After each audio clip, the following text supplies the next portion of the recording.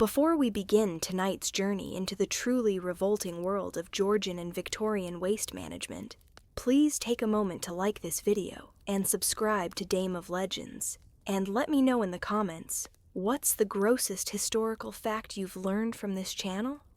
Now, settle in, get comfortable, pull up those blankets, maybe close your eyes, and just listen as we begin. Tonight's topic is particularly disgusting, so fair warning. We're exploring chamber pots, cesspits, street filth, and the infamous Great Stink of London in 1858. A summer so foul-smelling that it nearly shut down Parliament.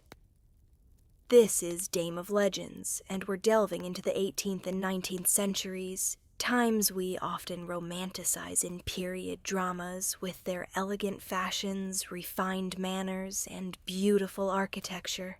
But beneath those fancy ball gowns and polite society was a layer of filth that's hard for modern minds to comprehend. So breathe deeply, through your mouth perhaps, not your nose. And let's step back in time to discover just how disgusting daily life could be in the age of Jane Austen and Queen Victoria. Let's begin in the bedroom, because that's where the most intimate and disgusting aspect of Georgian and Victorian life resided: the chamber pot. Every bedroom in every home, from the grandest mansion to the humblest cottage, contained at least one of these ceramic or metal vessels. They were as essential to daily life as beds themselves, yet what they contained and how they were used reveals a world of casual filth we can barely imagine today. Chamber pots came in various sizes, shapes, and levels of decoration. The wealthy had elaborately painted ceramic pots, often featuring pastoral scenes, flowers, or even humorous images and sayings. Some had lids to contain odors. Others were simpler vessels, but all served the same fundamental purpose. They collected human waste during the night, or whenever going outside to the privy was impractical. The typical Georgian or Victorian chamber pot was wide-mouthed for ease of use, with a handle for carrying. It sat under the bed, tucked into a bedside cabinet, or sometimes housed within a piece of furniture called a close stool or commode, which we'll discuss in detail later. The pot would be pulled out when needed during the night, used, then pushed back under the bed or into its cabinet until morning. Now let's think about what this really meant. You would urinate or defecate into this pot, often in a bedroom shared with a spouse or siblings, or even servants. The smell would immediately permeate the room. There was no flushing, no immediate disposal. The waste would sit there, in your bedroom, accumulating throughout the night. If you were sick with diarrhea, if you'd eaten something that disagreed with you, if multiple people were using the same pot, the conditions quickly became foul beyond our modern imagination. In winter, when bedrooms were cold and going outside was particularly unpleasant, people might use their chamber pots multiple times before emptying them. The contents would sit there for hours, even a full day or more in some households where people were lazy or servants were few. The smell would intensify. The waste would begin to decompose. In warm weather, flies would gather. The pot might overflow if too full, spilling onto floors or carpets. Children were often responsible for using chamber pots from a young age. Training a child to use a pot was an important milestone. But think about what this meant. A small child in the dark trying to aim properly into a pot. Spills and accidents were common. The floors around chamber pots in children's rooms would frequently be soiled, the wood stained with urine, the smell permanently embedded in the floorboards. For families who could afford servants, the daily routine began with emptying chamber pots. A maid, usually a lower-ranking servant as this was considered degrading work, would go from bedroom to bedroom collecting the pots. She would carry each one carefully, trying not to spill the sloshing contents, downstairs or through corridors to wherever the waste would be disposed of. Imagine being that servant girl. You're 14, perhaps, in your first position in service. Every morning you must enter your employer's bedrooms, retrieve their chamber pots full of the night's waste, and carry them to the cesspit or privy. The smell is overwhelming. If you're carrying a particularly full pot, the contents might slosh onto your hands or apron. You might gag, but you can't show disgust. That would be seen as shirking your duties. This was just part of your daily work, as routine as making beds or laying fires. The carrying process itself was fraught with hazard. Stairs could be slippery.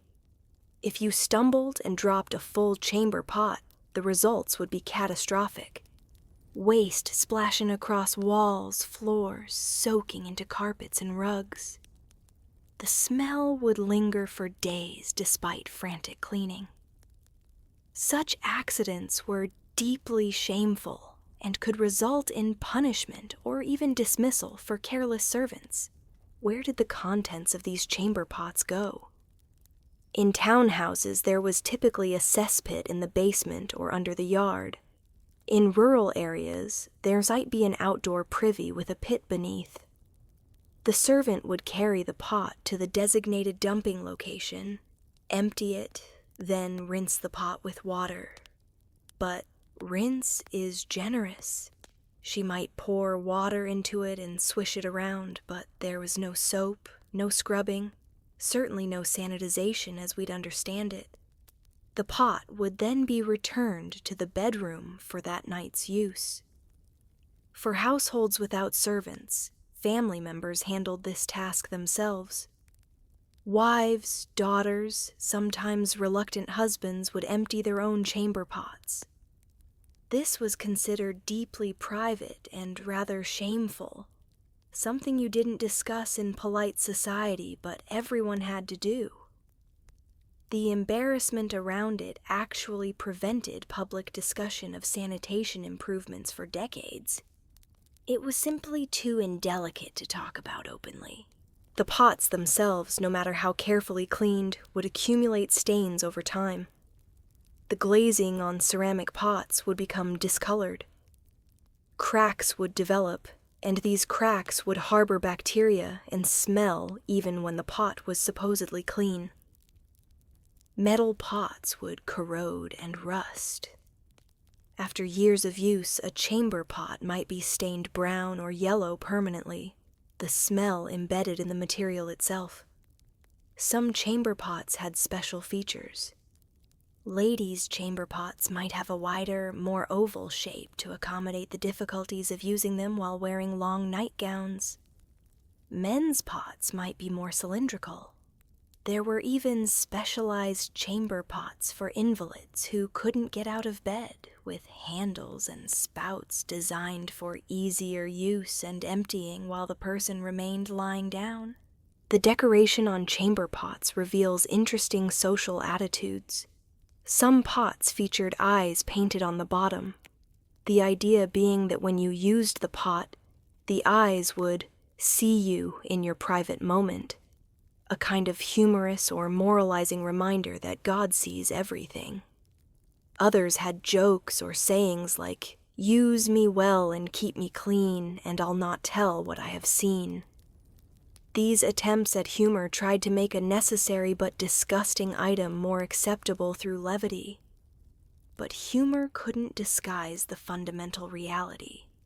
Every person in Georgian and Victorian society, from the queen down to the poorest laborer, used chamber pots. Everyone dealt with the smell, the difficulty of use, the embarrassment, the disgusting necessity of emptying them or having them emptied. This was universal human experience in this era. the great equalizer that no amount of wealth or refinement could completely escape. The psychological impact of living with chamber pots is worth considering. You would fall asleep each night with the pot under your bed or nearby. You would wake up each morning to its smell, either your own waste or that of family members who shared your room. This smell would be the first and last thing your olfactory senses registered each day. You would become accustomed to it because you had no choice. The smell of human waste would be a normal, constant part of domestic life. For courting couples, the reality of chamber pots must have added another dimension of awkwardness. After marriage, newlyweds would have to adjust to sharing a bedroom that contained a chamber pot they would both use. There was no hiding this bodily function from one's spouse. The intimacy forced by chamber pot use was far more thorough than many couples might have wished. Guests visiting homes faced particular challenges. If you were staying overnight at someone's house, a chamber pot would be provided in your guest room. You would use it, knowing that a servant would empty it in the morning. The embarrassment of having strangers handle your waste was simply accepted as part of social visiting. Alternatively, you might try to avoid using the chamber pot out of embarrassment, which could mean a very uncomfortable night. Some chamber pots were disguised within furniture. You might have a beautiful bedside table that, when you opened a door in its base, revealed a chamber pot tucked inside. These cabinet-enclosed pots helped contain smell somewhat, but made emptying them more difficult. The wood of the cabinet would absorb odors over time, the interior staining despite periodic cleaning. As we settle deeper into our night's rest, imagine the reality of that Georgian or Victorian bedroom. Beautiful wallpaper, elegant furniture, fine linens on the bed, and underneath it all, quite literally under the bed, a pot of waste waiting to be dealt with come morning. The contrast between the refined surface and the gross reality underneath is striking. This is the hidden truth of the period that period dramas never show. The elegant lady in her beautiful gown has used a chamber pot just like everyone else, and it sits there still in her lovely bedroom, waiting to be emptied by a servant who dreads the task. Now let's move from the bedroom to the street, where we encounter one of the most shocking and disgusting practices of Georgian and Victorian city life: the throwing of chamber pot contents directly out of windows into the street below. Despite laws against it, despite the obvious health hazards, despite the outrage it caused, this practice persisted well into the 19th century in British cities. The cry, "Gardy Lou," was supposed to warn passers-by before someone dumped their chamber pot from an upper-story window. The word is a corruption of the French phrase "garder l'eau," watch out for the water. But this wasn't water, of course. It was the contents of chamber pots, urine, feces, sometimes mixed with wash water or other household waste, all cascading down from windows above. Edinburgh was particularly notorious for this practice. The old town of Edinburgh, with its tall tenement buildings reaching 6 or 7 stories high, housed multiple families in cramped conditions with limited sanitation facilities. Residents living on upper floors often simply opened their windows and emptied their chamber pots into the street below. The cry of "Gardy Lou" would ring out, and pedestrians would have seconds to press themselves against buildings or dash away before the deluge hit. But compliance with the warning system was inconsistent at best. Some people didn't bother shouting warnings at all. They would simply dump and hope no one was below. Others would dump from back windows into closes and wins, the narrow alleyways between buildings, where waste would accumulate in dark, rarely cleaned spaces. The theoretical response to Gardy Lou was Haud your hon, hold your hand, shouted by people below to indicate they were there and the dumper should wait. But again, compliance was unreliable. Someone might dump anyway out of laziness or spite, or they might be too far away to hear the warning shout from below. The entire system depended on people being considerate, and not everyone was. Imagine walking down a Georgian street at night or in the early morning. You would walk carefully, alert for the possibility of waste being thrown from above. You would avoid walking too close to buildings where upper windows might discharge their loads onto you.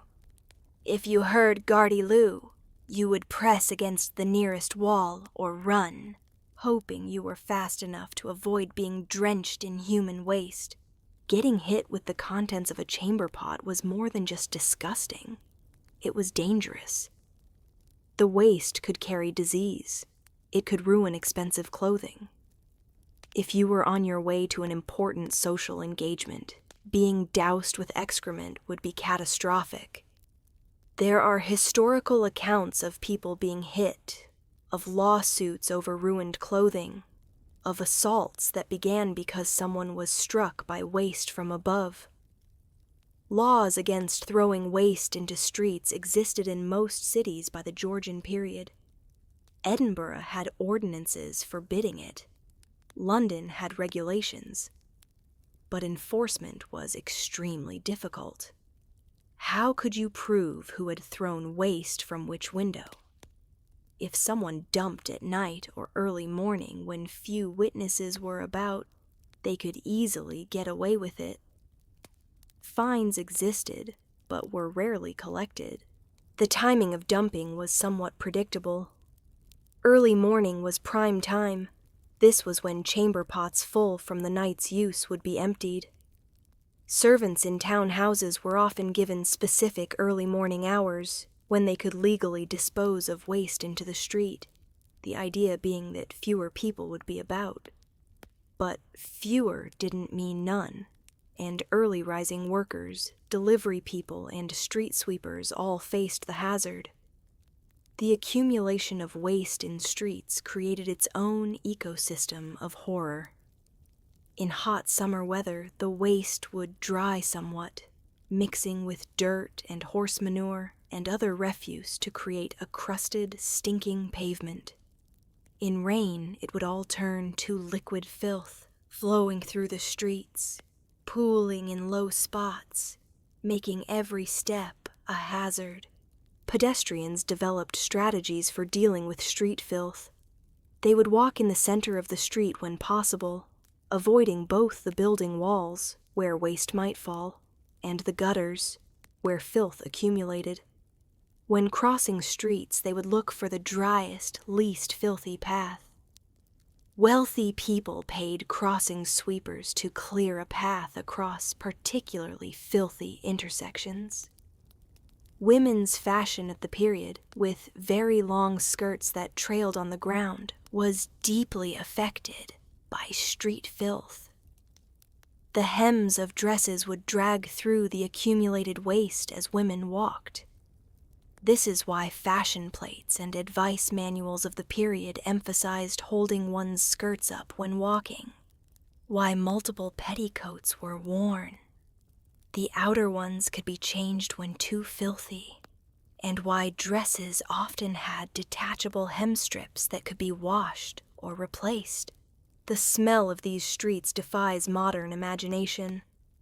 The combination of human waste, horse manure, rotting garbage, butchering waste from slaughterhouses, and various other refuse created an overwhelming stench. On hot summer days, the odor would be overpowering. Visitors to Georgian and Victorian cities often commented on the smell, shocked by the intensity of urban filth. But residents became accustomed to it. Olfactory fatigue meant that people who lived with the smell constantly became less sensitive to it. What would make a modern person gag was simply the normal background smell of daily life. People didn't necessarily like it, but they accepted it as unavoidable, the cost of urban living. Some buildings had architectural features designed to deal with window dumping. Projecting eaves or cornices above windows might deflect falling waste away from the building's facade. Some buildings had indentations in their exteriors, splash patterns where waste had repeatedly struck over years, actually eroding the stone or brick. These physical marks of waste disposal can still be seen on some historical buildings today. The practice created constant conflict between neighbors. If someone on an upper floor was careless about dumping and regularly hit the lower floor's windows or entrance, disputes would arise. Landlords might try to regulate dumping, specifying times or methods. But enforcement within a building was as difficult as enforcement by city authorities. Public health officials and reformers railed against window dumping throughout the 18th and 19th centuries. They understood that it spread disease, even if they didn't fully understand the mechanisms. They argued that it degraded public spaces and made cities unlivable. They pushed for better sanitation systems, for indoor plumbing, for regulations with actual enforcement. But change came slowly. Installing proper plumbing was expensive. Buildings would need to be modified extensively. Water supply systems would need to be built. Even for those who could afford improvements, the disruption and cost deterred many. And for the poor, living in overcrowded tenements with absentee landlords, improvements were simply impossible. They continued dumping from windows because they had no alternative. The gradual introduction of WC, water closet systems in wealthier homes, reduced window dumping somewhat, but only among those who could afford such luxuries.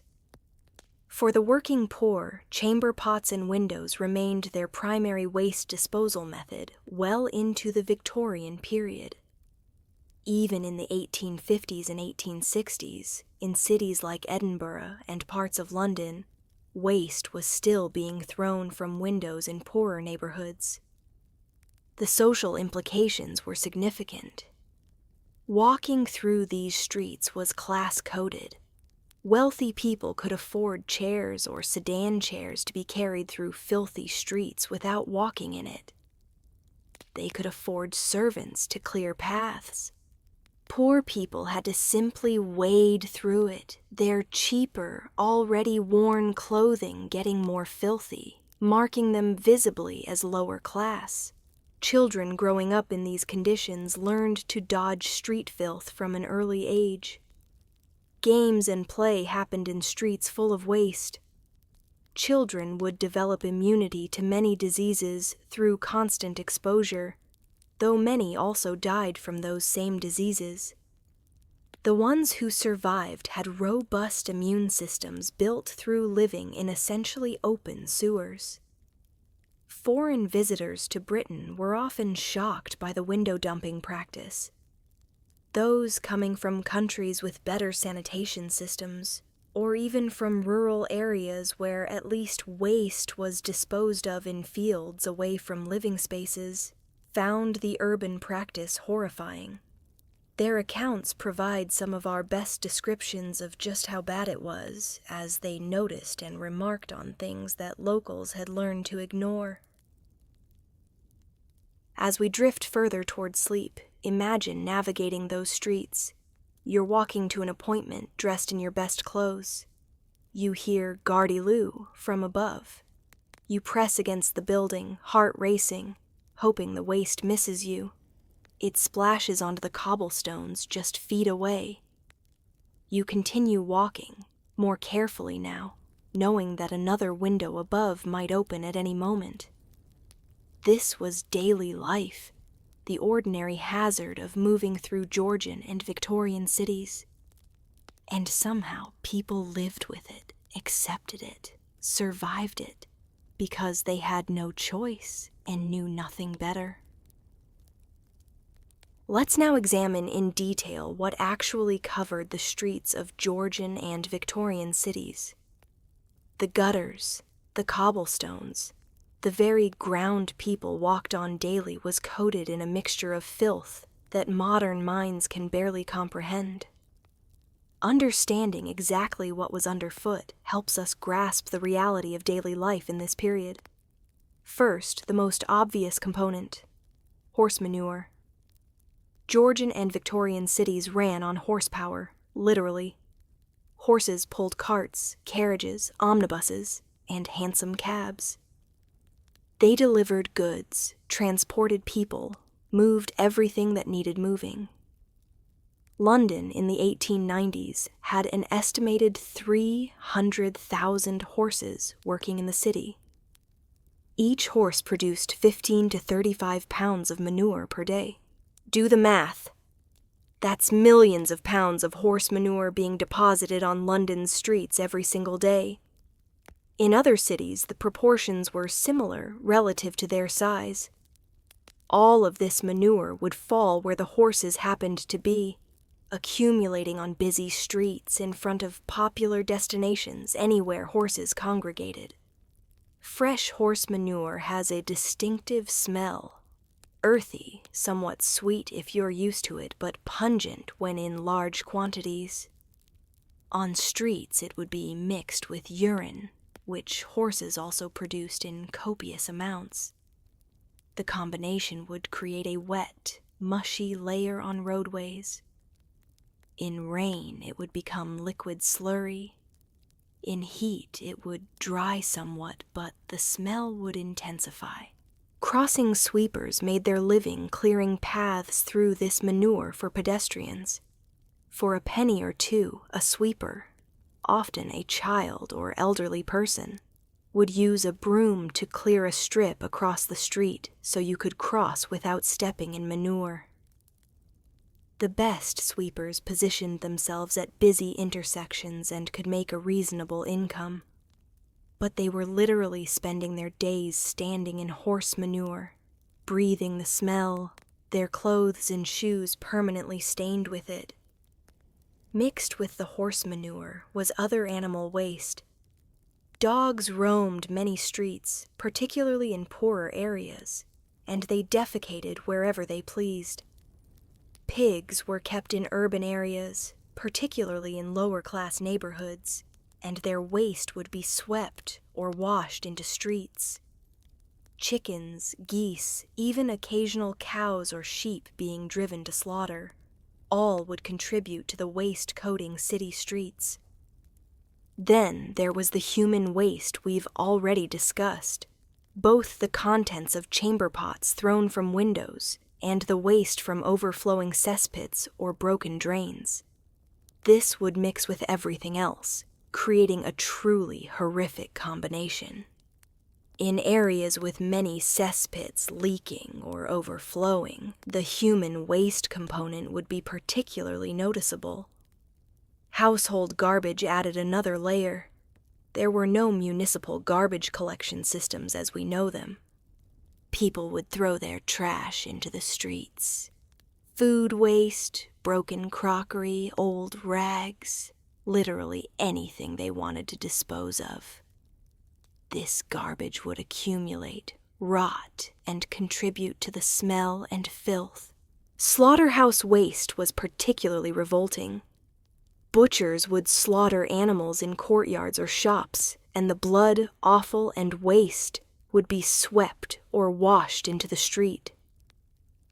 In areas near slaughterhouses or meat markets, the gutters would run with blood, literally red with it. Bits of meat, bone, and fat would accumulate.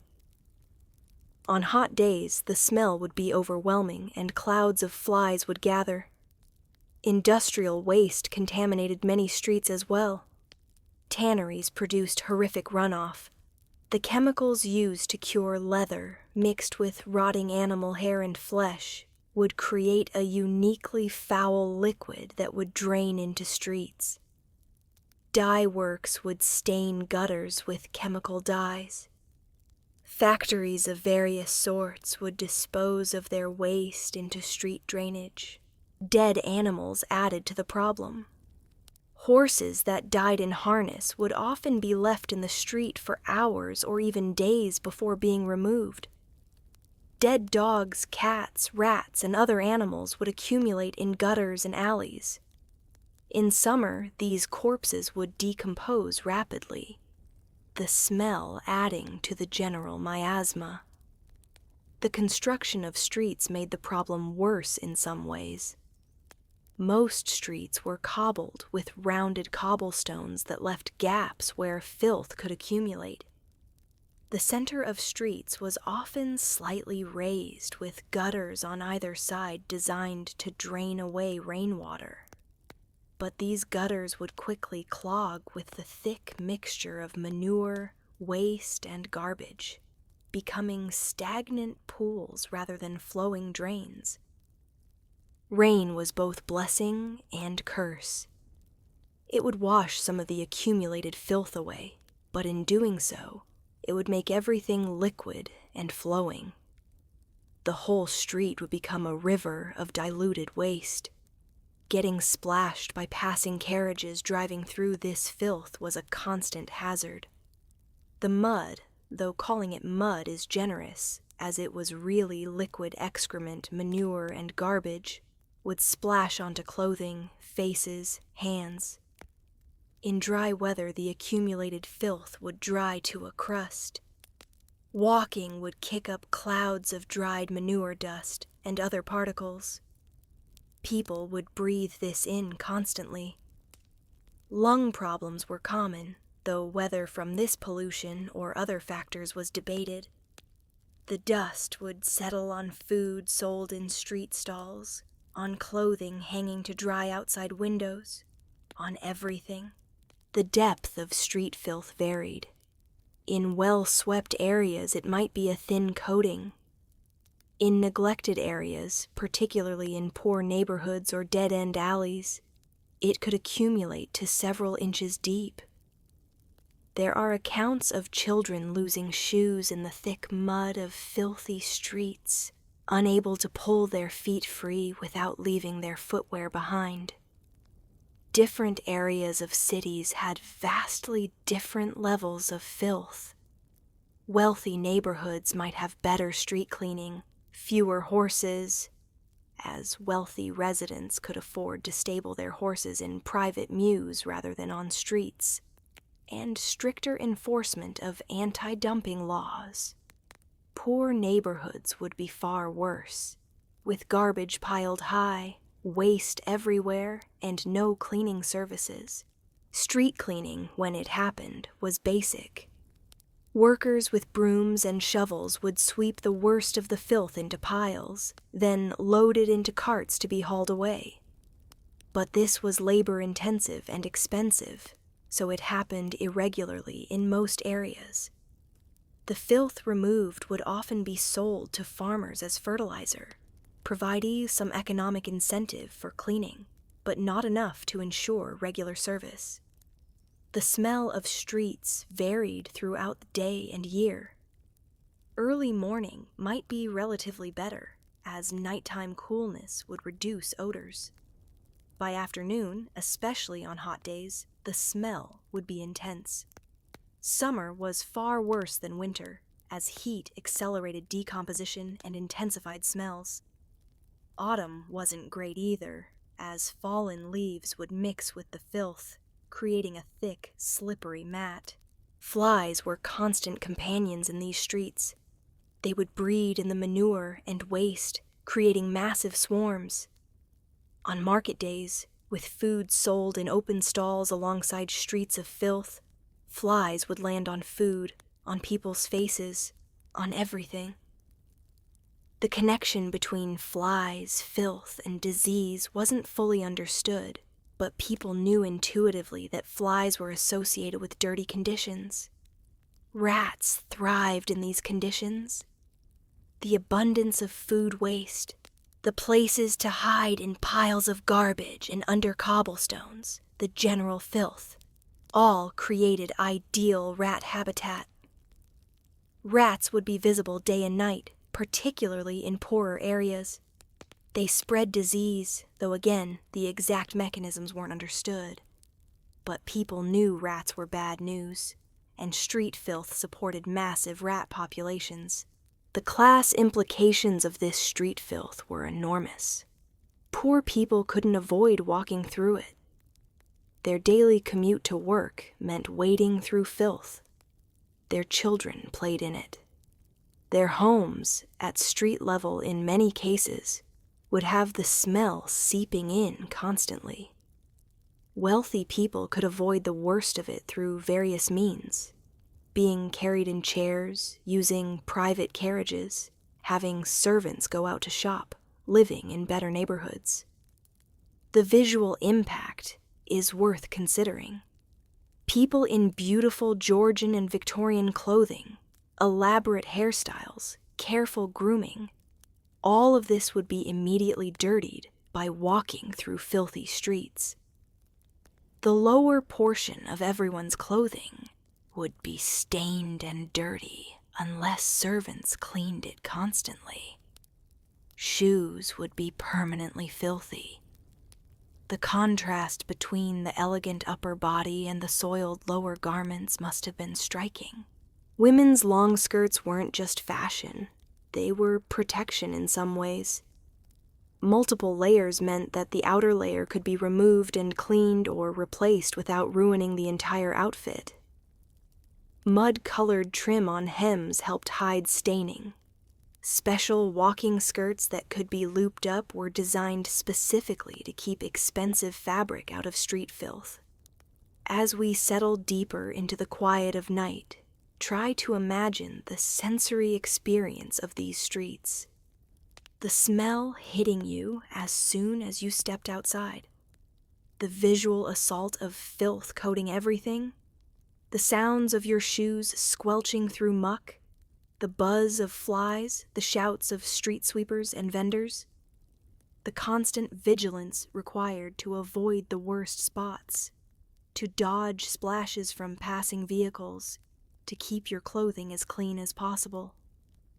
This was daily life, the basic experience of moving through the city, repeated millions of times by millions of people throughout the Georgian and Victorian periods.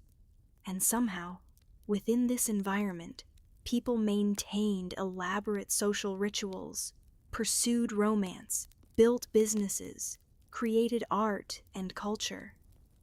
The resilience and adaptability of humans is remarkable, even in the most revolting conditions. Now let's examine one of the most bizarre intersections of furniture design and sanitation, the close stool and commode. These were actual pieces of furniture, often quite expensive and elaborately crafted, that served as indoor toilets.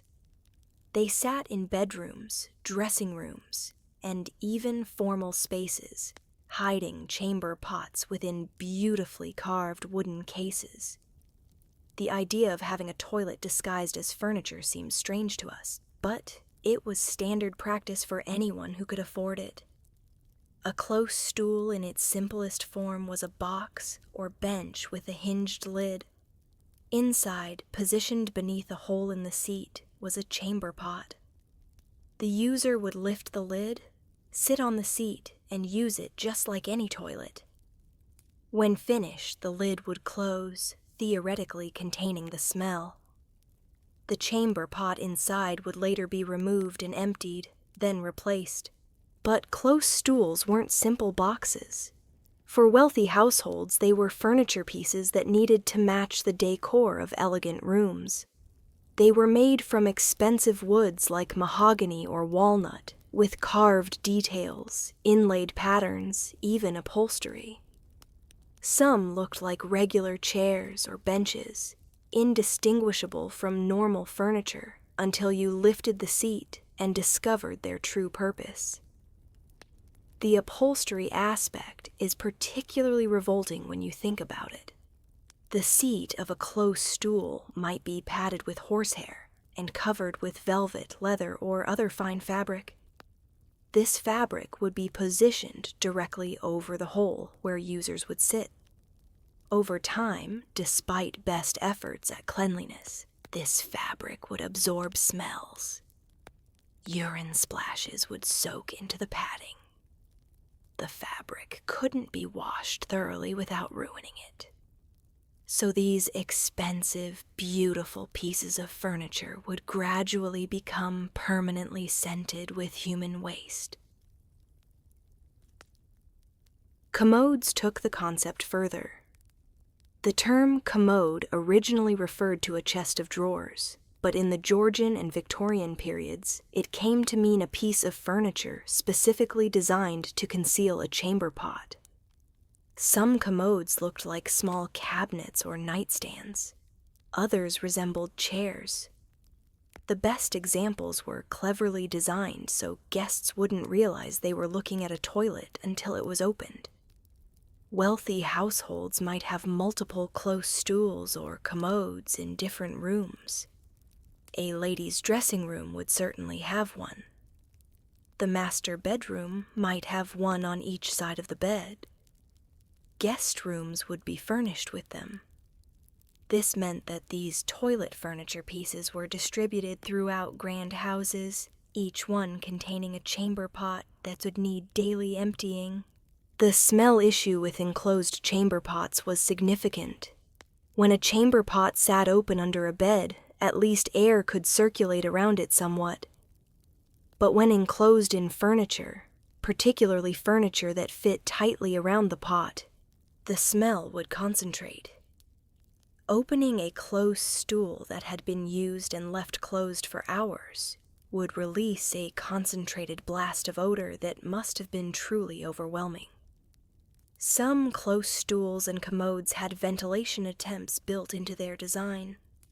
Small holes drilled in the back or sides might allow some air circulation, but these holes also allowed smell to escape continuously, defeating the purpose of enclosing the pot. It was an impossible design challenge. You wanted to contain the smell, but containment made the smell worse when the furniture was opened. The wooden construction of these pieces meant that the wood itself would absorb odors over time. Even when cleaned, even when the chamber pot was removed and washed, the wood would retain smells. Long-used close stools would have a permanent odor no matter what was done.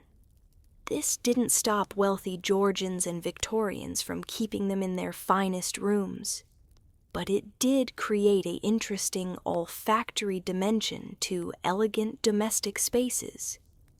Cleaning these pieces was challenging. Servants would need to carefully remove the chamber pot without spilling, empty it, wash it, then replace it. But cleaning the furniture itself was difficult. The upholstered seat couldn't be thoroughly scrubbed. The wood could be wiped but not soaked. The enclosed space inside where the pot sat would accumulate splashes and drips that were hard to reach and clean. Some designs tried to address this. Removable tin or lead liners might be installed inside the wooden case, protecting the wood from direct contact with waste. These liners could be removed and thoroughly washed. But not all close stools had this feature, and even those that did would still develop odor issues over time. The psychological aspect of using a piece of furniture as a toilet is interesting. You would sit on something that looked like a chair or bench, in a room that looked like a normal bedroom or sitting room. The close stool might be positioned next to other normal furniture, a writing desk, a wardrobe, a dressing table. The blurring of toilet and regular furniture space seems odd to our modern sensibility where bathrooms are strictly separate spaces. For the wealthy, close stools represented a kind of advancement in comfort and convenience. Rather than having to pull a chamber pot from under the bed or a cabinet, you had a dedicated piece of furniture that was always ready, always positioned conveniently. It was considered refined to have such a piece, a mark of civilization and sophistication. But this refinement came with costs beyond the financial.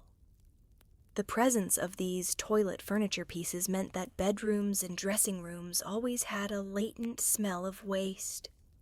The finest lady's boudoir, decorated with silk hangings and expensive carpets, would also contain a close stool with its unmistakable odor. The gentleman's dressing room, with its imported woods and fine mirrors, would have a commode in the corner. Special occasions created particular challenges with close stools. During house parties, when multiple guests were staying, the concentration of close stools in use would increase.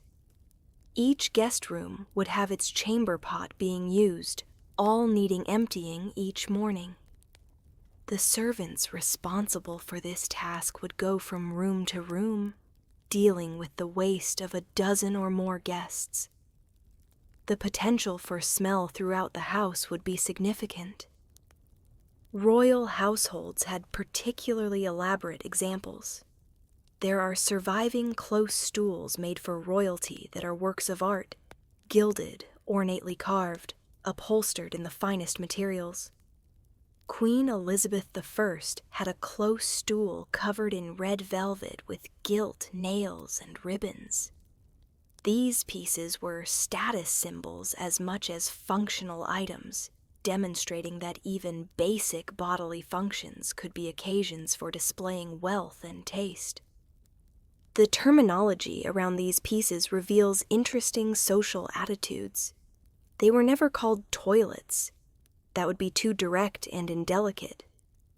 Terms like necessary stool, night stool, chamber stool, or simply convenience were used. The euphemistic language helped maintain the fiction that these elegant pieces of furniture weren't really toilets, even though everyone knew exactly what they were. Some close stools had additional features. They might have small compartments for storing toilet paper, or the rags and soft paper used at the time, for keeping a basin and pitcher for washing hands, or for storing toilet sundries.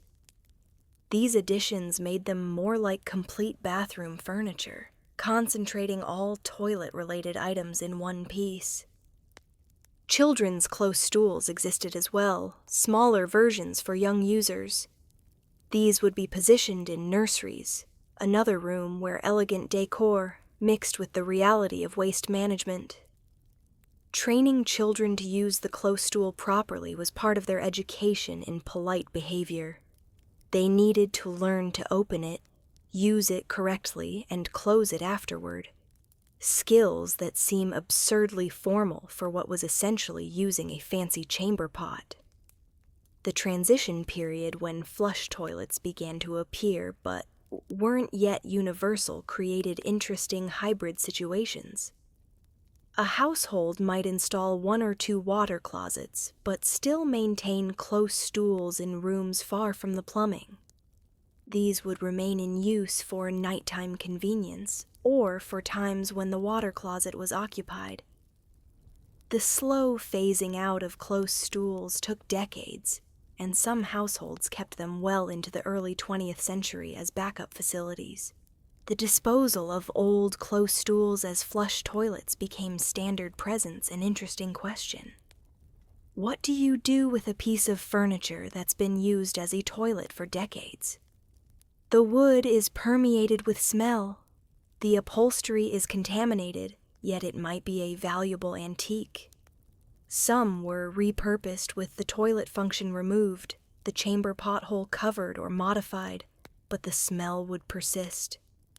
Others were simply destroyed, too foul to salvage despite their craftsmanship. Museums today display examples of close stools and commodes, and they're fascinating objects. They look like normal period furniture until you notice certain features. The hinged seat, the hole, sometimes the remains of a chamber pot still inside.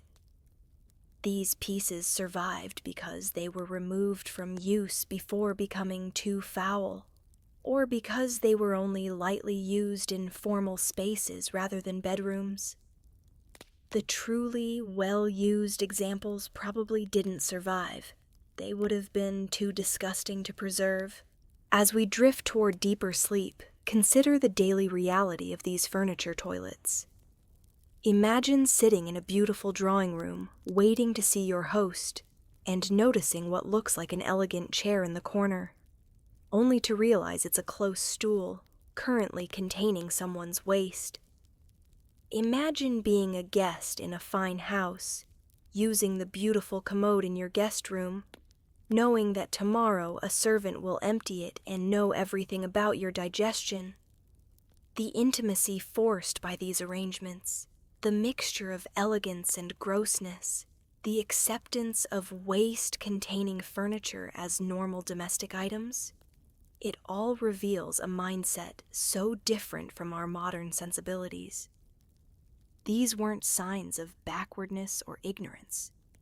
They were solutions to real problems, attempts to manage necessary functions with available technology, and efforts to maintain dignity and refinement even in the most basic human activities.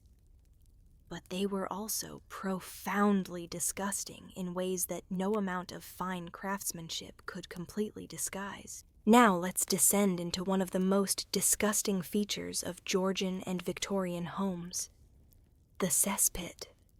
These were pits, typically lined with brick or stone, located under houses or in courtyards and gardens, where waste from chamber pots, close stools, and primitive indoor toilets would accumulate. Understanding how cesspits worked and how they failed reveals the truly horrifying reality of waste management in this period. A typical cesspit was essentially a hole in the ground, usually 6 to 10 feet deep and perhaps 4 to 6 feet in diameter, lined with brick or stone to prevent immediate collapse. The lining was supposed to be watertight, with mortar sealing the joints between bricks, but in practice, many cesspits leaked from the start, and virtually all leaked eventually as the mortar degraded from constant contact with waste. The location of cesspits varied. In row houses or townhouses, they were often located under the basement or in a small yard behind the house. In larger properties, they might be positioned at some distance from the house, accessed by a drain pipe. The worst situation was cesspits directly under the house, as the smell could permeate upward through floorboards into living spaces, and leakage could contaminate the foundation and walls. Waste from chamber pots would be carried to the cesspit and dumped in. If the house had any form of primitive indoor water closet, it would drain into the cesspit. All of this waste, solid and liquid, from every member of the household, from day after day, week after week, would accumulate in the pit. The liquid portion would seep away through the brick lining, or overflow through any cracks, while the solid waste would pile up, gradually filling the pit. The smell from cesspits was overwhelming.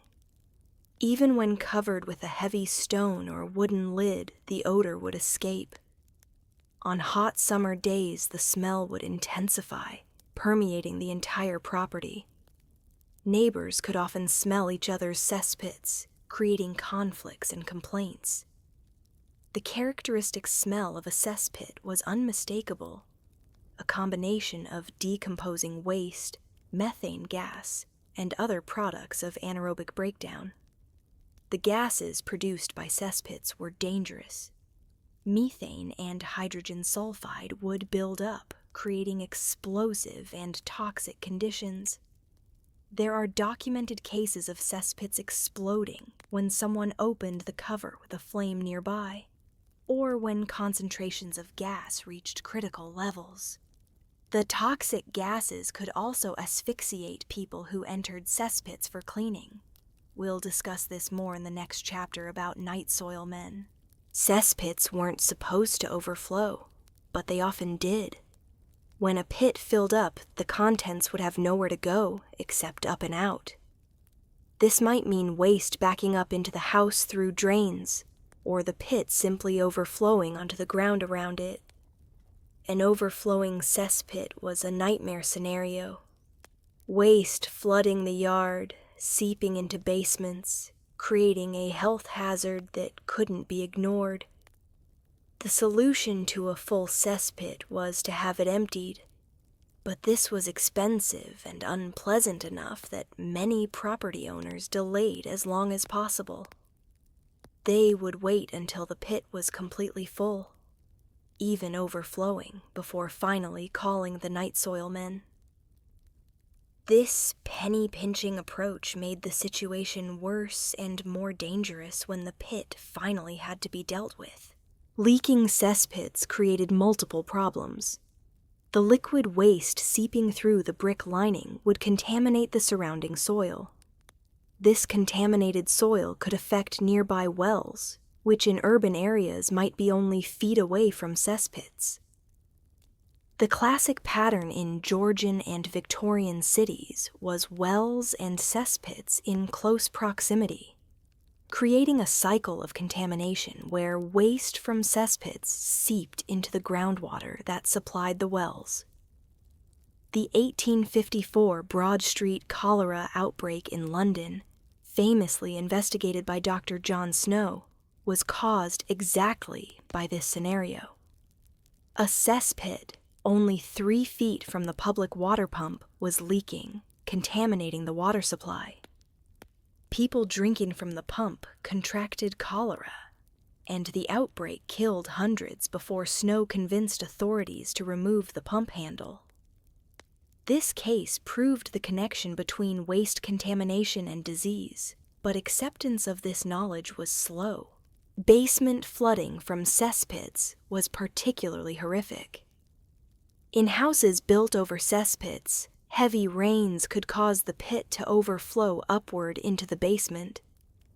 The basement would flood with a mixture of rainwater and sewage, creating conditions that were both disgusting and dangerous.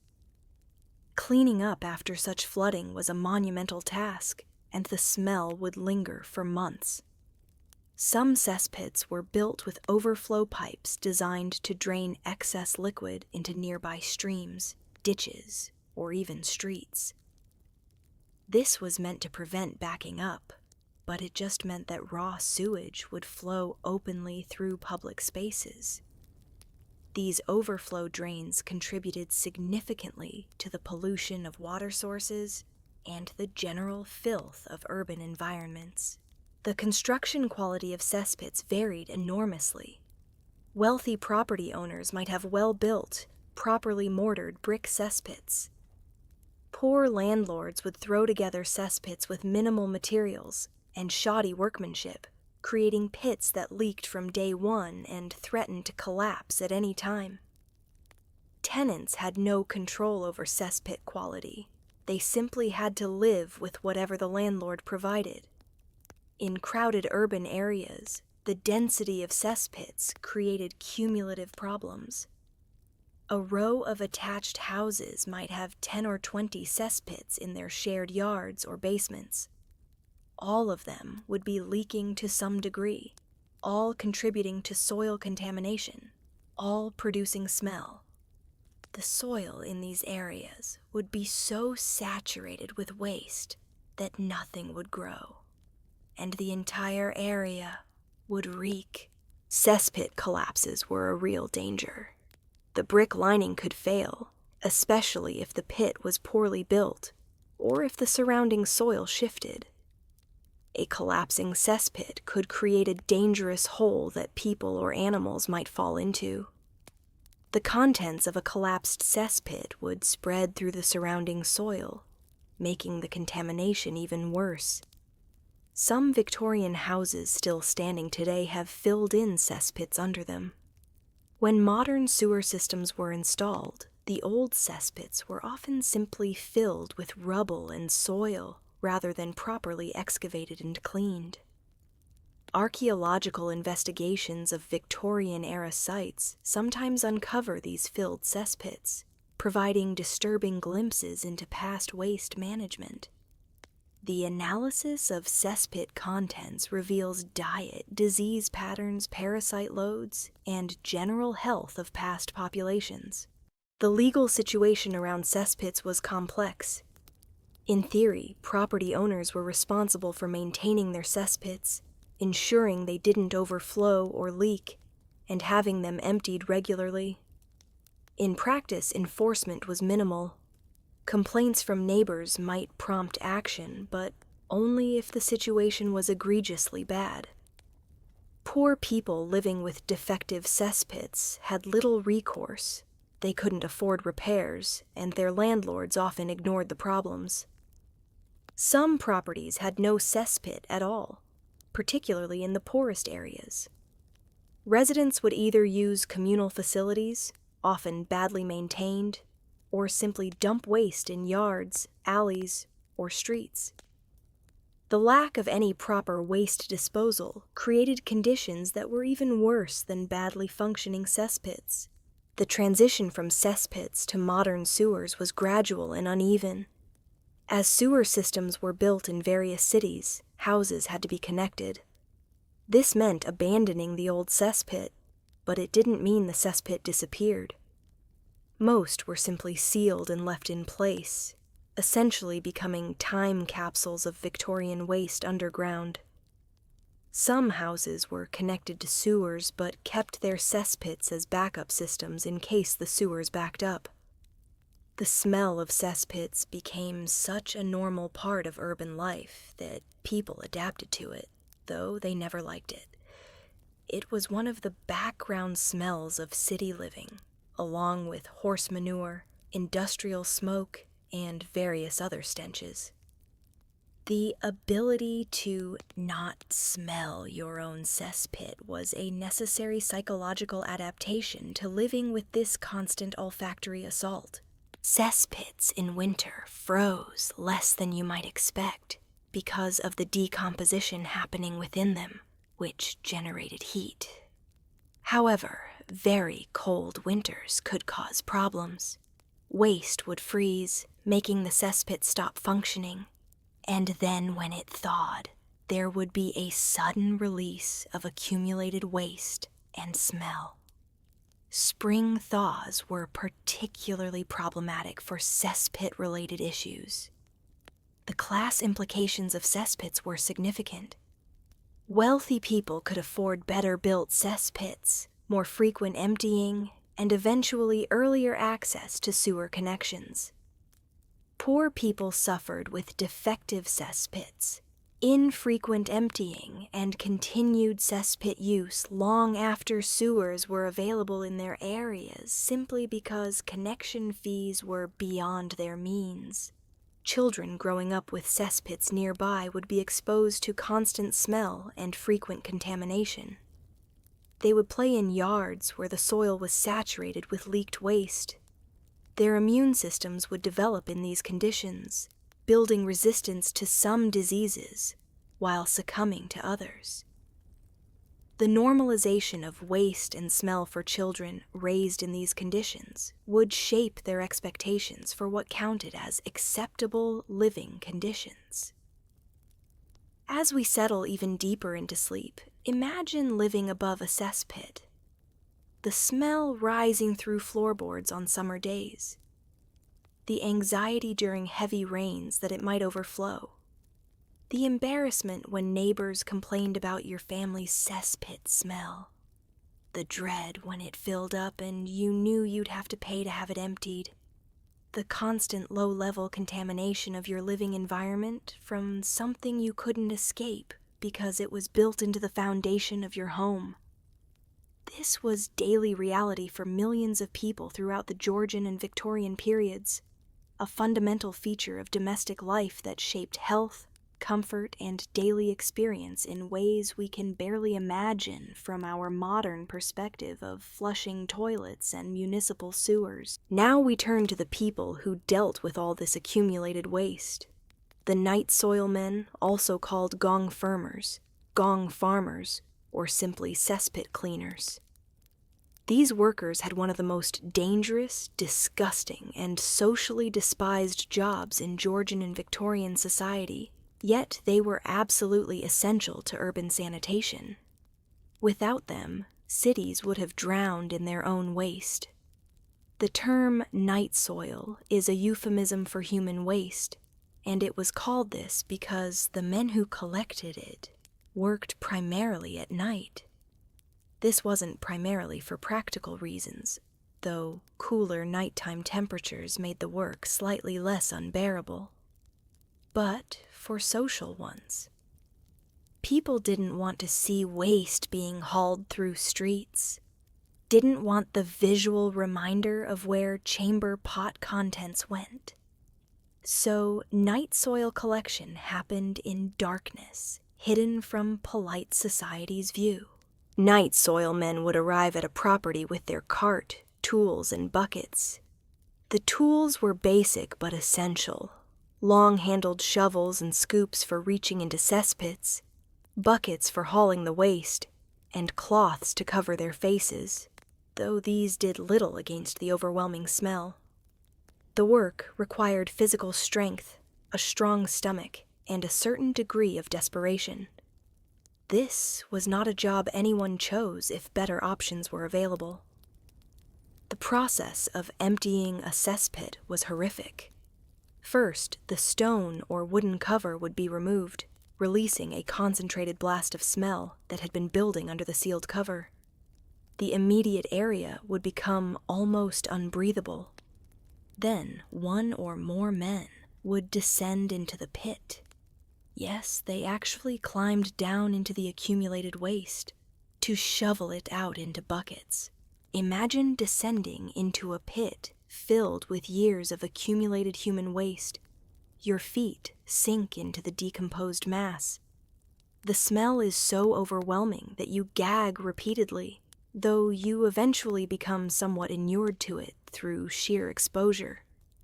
You're standing in darkness. They worked by moonlight or minimal lanterns to avoid fire risk. In confined space, breathing toxic fumes, shoveling waste that's been decomposing for months or years. The dangers were enormous. The methane and hydrogen sulfide gases that built up in cesspits could kill. Men would occasionally be overcome by fumes and collapse into the waste. Their fellow workers would have to pull them out, sometimes succeeding, sometimes not. Deaths from asphyxiation in cesspits were regular occurrences, noted in newspapers with the same frequency as industrial accidents of other types. Even when not fatal, the toxic gases caused serious health problems. Night soil men suffered from chronic respiratory issues, headaches, and other ailments from repeated exposure. The work shortened lives.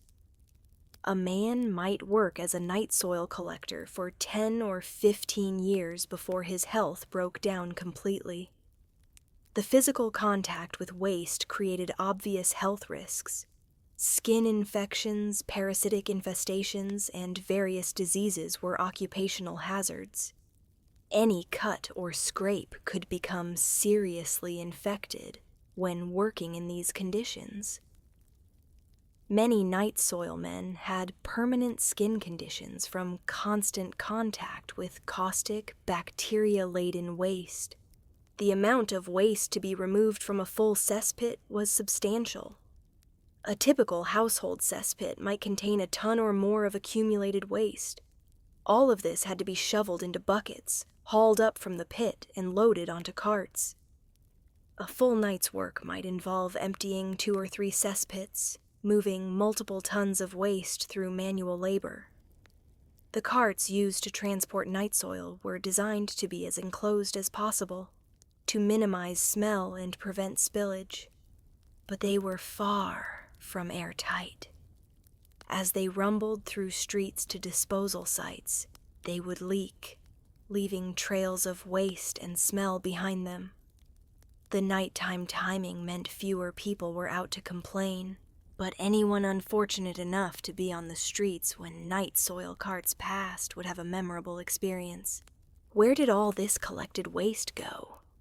Some was sold to farmers as fertilizer. Human waste, when properly composted, makes good fertilizer, and there was a market for it in agricultural areas surrounding cities. Night soil men could make additional money selling the waste they collected, which helped offset the miserable nature of the work. However, using raw human waste on fields carried disease risks that weren't fully understood. Other waste was simply dumped in designated areas outside the city. Pits, quarries, waste grounds where loads of night soil would be deposited. These dumping grounds were foul places where waste accumulated in massive quantities. The smell from these sites could be overwhelming, affecting surrounding areas. Property near night soil dumps was worthless, inhabited only by the desperately poor who had no other options. The social status of night soil men was rock bottom. This was considered the lowest, most degrading work available.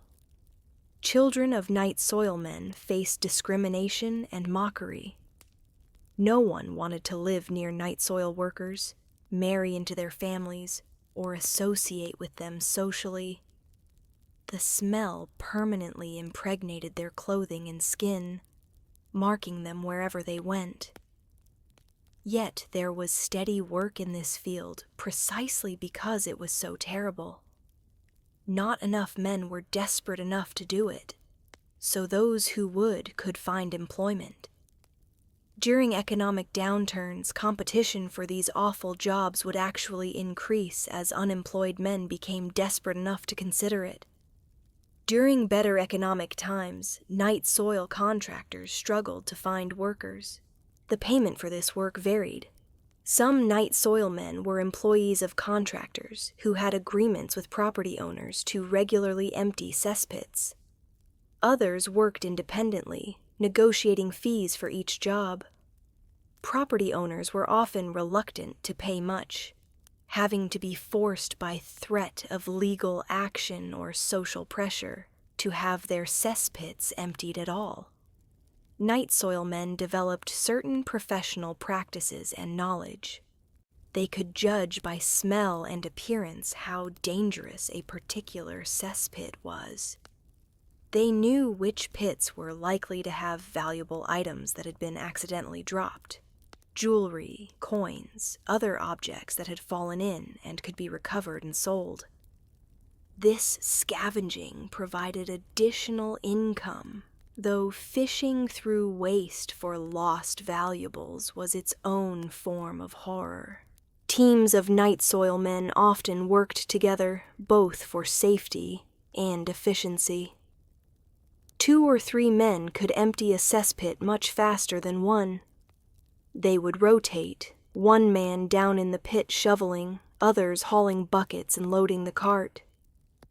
They looked out for each other, ready to pull someone out if they were overcome by fumes. This camaraderie among men doing the worst work imaginable created bonds that outsiders couldn't understand. The hours were long. Working only at night meant their schedules were completely inverted from normal society.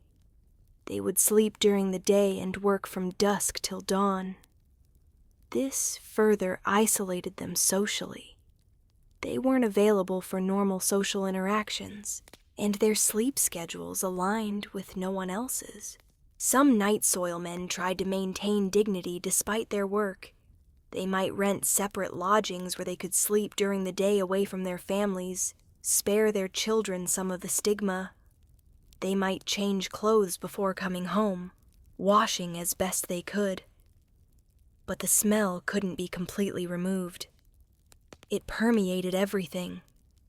Regulations around night soil collection existed in most cities, but were minimally enforced.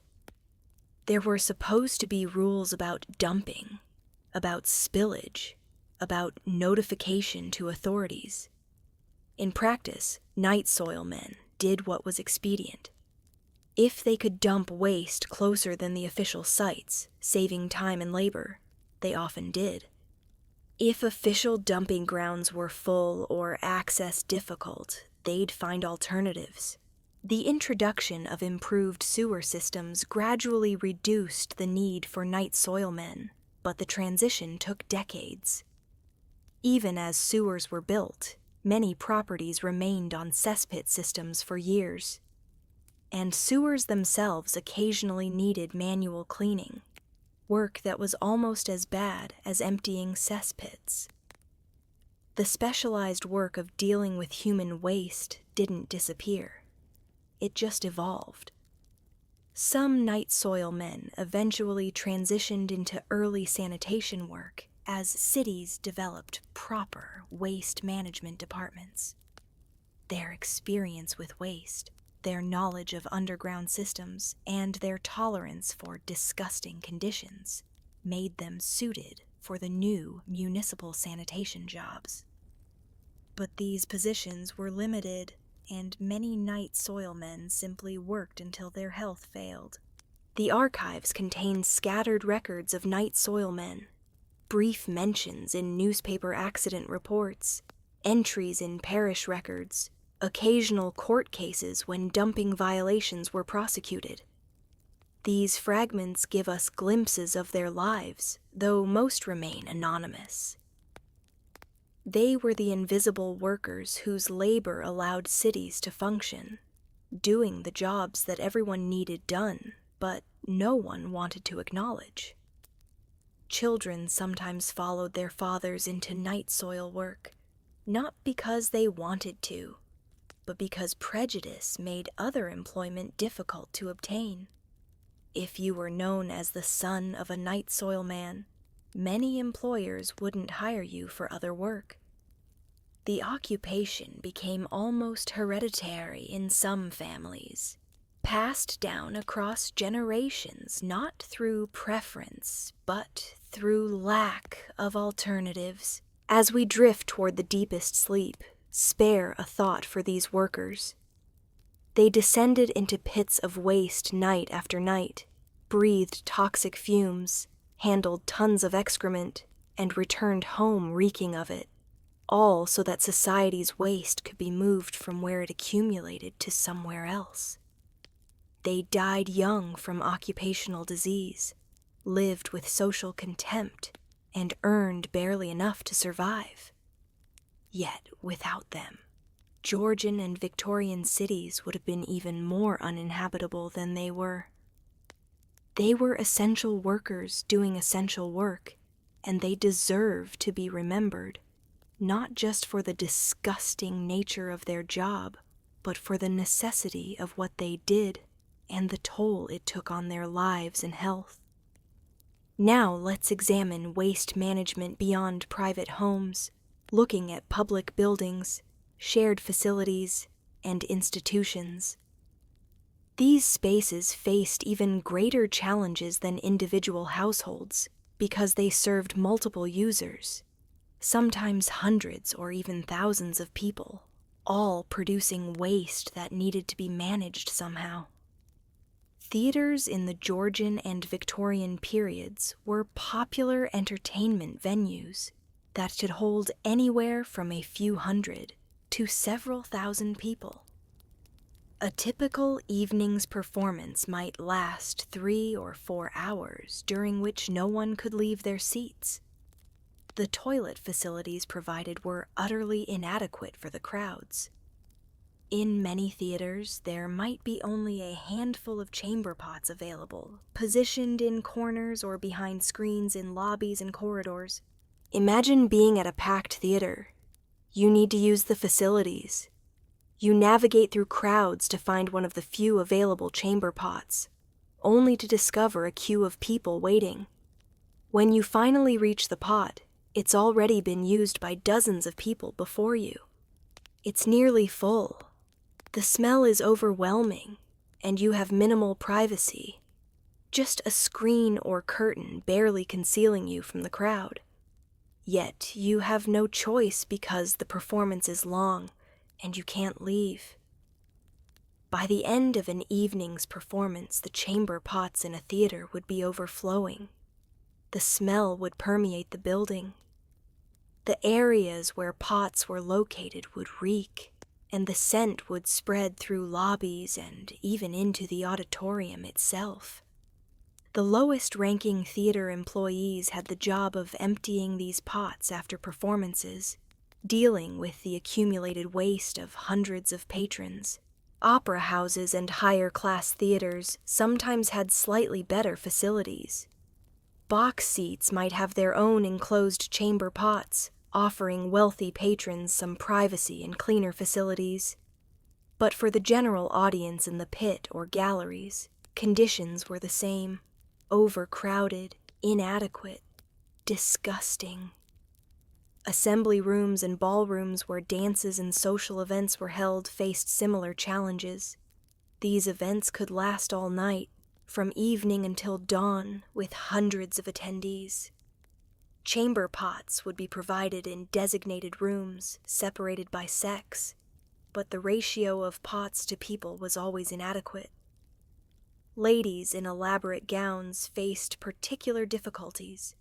Using a chamber pot while wearing crinolines and multiple petticoats was a complex maneuver requiring assistance from ladies' maids or friends. Hospitals presented even worse conditions. Patients who couldn't leave their beds used chamber pots or bedpans. In understaffed hospitals, which most were, these might not be emptied promptly. A patient could lie in bed with a full chamber pot beside them for hours. In wards with multiple patients, the accumulated smell from multiple chamber pots would be overwhelming. The connection between hospital sanitation and patient outcomes wasn't fully understood until Florence Nightingale's work in the 1850s and beyond. Before her reforms, hospital wards were often filthy, with waste accumulating, soiled linens piling up, and general neglect of basic hygiene. The mortality rates in hospitals were horrific, partly because of this lack of sanitation. Nightingale's insistence on cleanliness, fresh air, and proper waste disposal revolutionized hospital care. But implementation of her ideas was slow. Many hospitals continued with inadequate sanitation well into the Victorian period. Even when reforms were attempted, chronic underfunding and understaffing meant that standards slipped. The job of emptying chamber pots and cleaning up after patients was low-status work that no one wanted to do, leading to high turnover and poor performance. Workhouses where the poor were housed in exchange for labor had terrible sanitation conditions. Overcrowding was severe. Many more people than the facilities were designed for would be crammed into available space. The toilet facilities, already inadequate for the intended capacity, would be overwhelmed by the actual population. Workhouse chamber pots might be shared by multiple people, emptied infrequently, and poorly cleaned. The smell in workhouse dormitories was notorious. Conditions were deliberately kept unpleasant to discourage people from seeking relief except in true desperation, and sanitation was one of the areas where this policy manifested. People would endure terrible conditions at home rather than enter a workhouse where conditions were even worse. Prisons were perhaps the worst of all. Multiple prisoners would share cells with one bucket or chamber pot among them. This pot would be emptied once a day if they were lucky, less frequently if not. Prisoners would sleep in cells that stank of waste from the shared bucket. The degradation was intentional. Prison was meant to be punishing, and foul sanitation was part of the punishment. In some prisons, chamber pots would overflow before emptying time came. Prisoners would have to sleep in cells where waste had spilled onto the floor. The spread of disease in prisons was rampant, facilitated by these unsanitary conditions. Typhus, cholera, dysentery, and other diseases would sweep through prisons, killing prisoners, and sometimes spreading to the outside community. Prison reformers like Elizabeth Fry and John Howard documented these horrible conditions and pushed for improvements. But change was slow and resisted. The attitude that prisoners deserved discomfort and degradation worked against sanitation improvements. Even when reforms were implemented, they often failed due to lack of funding or inadequate follow-through. Ships during this period faced unique sanitation challenges. On naval vessels and passenger ships, hundreds of people might live in confined spaces for weeks or months. Chamber pots or buckets would be used, then emptied over the side of the ship. But in calm weather, or when the ship wasn't moving, waste might accumulate on deck. The smell would be overpowering in the close quarters below deck. Seasickness made the situation exponentially worse. People vomiting into chamber pots, along with other waste, in crowded cabins where ventilation was poor, created conditions that are almost unimaginable. Long voyages meant living with these conditions for extended periods. Passenger ships, even in the higher classes, had inadequate toilet facilities for the number of people aboard. Emigrant ships carrying poor people to America or Australia had the worst conditions. Passengers in steerage would share minimal facilities, often just buckets that would spill in rough seas. Disease spread rapidly in these conditions. Many emigrants died during passage, not from the voyage itself, but from diseases facilitated by the unsanitary conditions. Schools varied enormously in their facilities. Wealthy private schools might have relatively adequate provisions, outdoor privies, or even early water closets. But schools for the poor often had nothing more than a bucket or two in a corner somewhere. Children would have to use these in front of their classmates, minimal privacy provided. The shame and embarrassment of using these facilities led some children to avoid them, holding their bladders and bowels for entire school days. This wasn't healthy and led to various problems, but the alternative, using the facilities in front of others, was so mortifying that children would rather suffer discomfort. Public houses, pubs, had facilities that ranged from barely adequate to non-existent. A busy pub might have one or two chamber pots or buckets positioned in yards or back rooms. These would see constant use throughout the evening and might overflow before closing time. The smell in and around pubs was notorious, a mixture of spilled beer, tobacco smoke, and overflowing waste buckets. Churches and chapels had to address this issue too. Services could last hours, particularly in dissenting denominations where long sermons were standard. Most churches had no facilities at all within the building. Going to church meant planning to be uncomfortable if necessary. Some larger churches or cathedrals might have facilities in outbuildings, but these were minimal. The various public facilities, from theaters to workhouses, all shared common problems. Too many users, too few facilities, inadequate emptying and cleaning, overwhelming smells, and the spread of disease.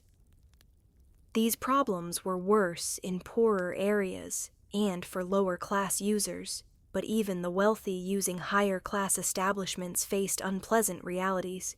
The gradual improvement of public sanitation through the Victorian period and into the 20th century transformed these spaces. The installation of proper plumbed toilets, the development of professional cleaning services, the understanding of hygiene and disease transmission, all of these eventually created the public facilities we take for granted today.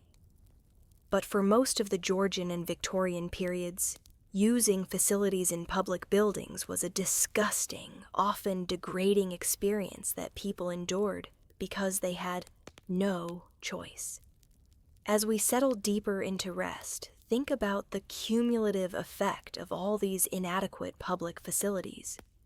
Every outing, every public event, every stay in an institution meant dealing with disgusting sanitation. There was no escaping it.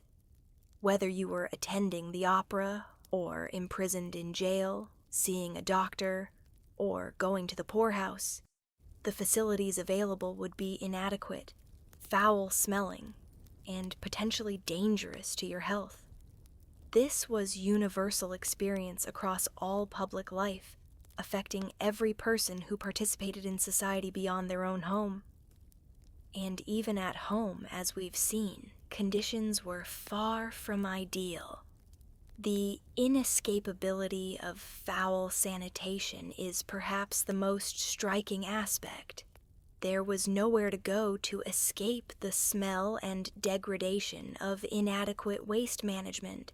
Now we arrive at one of the most dramatic and disgusting events in Victorian history, the Great Stink of London in the summer of 1858.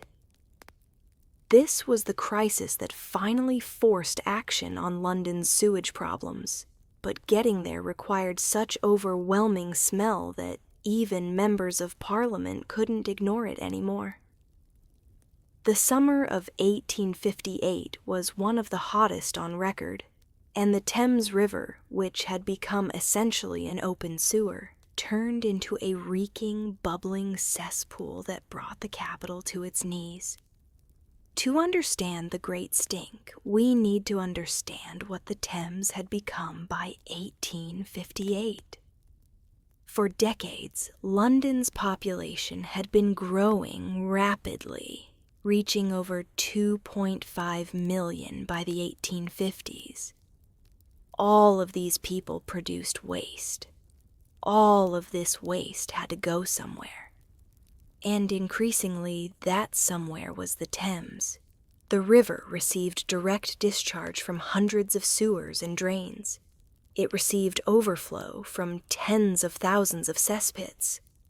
It received dumped waste from night soil men who found it easier to dump in the river than transport waste to designated dumps.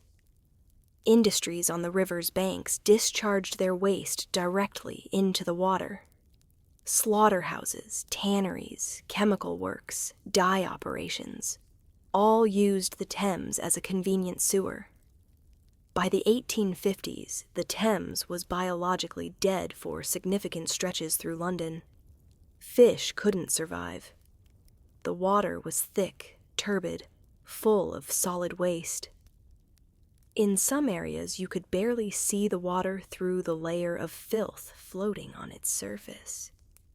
The smell was always bad, but most of the year, Londoners had become somewhat accustomed to it. The summer of 1858 was different. It was extraordinarily hot, with temperatures reaching the 90s Fahrenheit and staying there for weeks. The river level dropped as water evaporated and flowed downstream. The waste that normally would have been diluted and carried away by water flow was instead concentrated in a shrunken river. The heat accelerated decomposition of all the organic matter in the water. The smell became indescribable. Contemporary accounts struggle to convey just how bad it was. Words like overpowering, intolerable, and pestilential appear repeatedly in newspapers and personal accounts. People blocks away from the river could smell it. The odor permeated buildings, soaked into curtains and furniture, made eating difficult as the smell tainted food. The Houses of Parliament sit directly beside the Thames. The members of Parliament, lords, and their staff had to endure the smell directly. They tried various desperate measures to make the buildings habitable. Curtains were hung over windows and soaked in chloride of lime, a chemical disinfectant. The fabric would drip lime solution, but this was preferable to opening the windows and letting in the full force of the stench. Even with windows closed and curtains soaked in lime, the smell penetrated. Debates in Parliament were interrupted by members gagging. Some MPs claimed they couldn't think clearly because of the odor. There was serious discussion about relocating Parliament entirely, moving it away from the river to somewhere the smell wasn't so overwhelming. The press coverage was extensive and dramatic. The Times and other newspapers published daily reports on the condition of the river. Political cartoons depicted the Thames as a grotesque figure, or showed the Father Thames introducing his children, diphtheria, scrofula, and cholera. The coverage built public pressure for something to be done. But it wasn't just the smell that frightened people.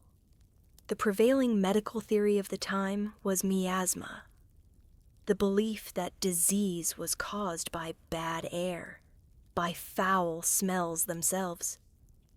People genuinely believed that the stench from the Thames was dangerous, that breathing it would cause illness and death. This belief wasn't entirely wrong, though the mechanism was misunderstood.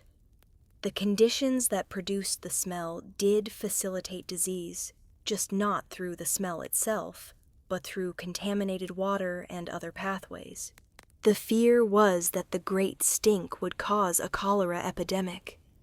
London had experienced devastating cholera outbreaks in 1832, 1849, and 1854. Although Dr. John Snow had proven in 1854 that cholera was waterborne rather than airborne, his findings weren't fully accepted yet. Many still believed that cholera came from bad air, and the Thames in the summer of 1858 was producing the worst air imaginable.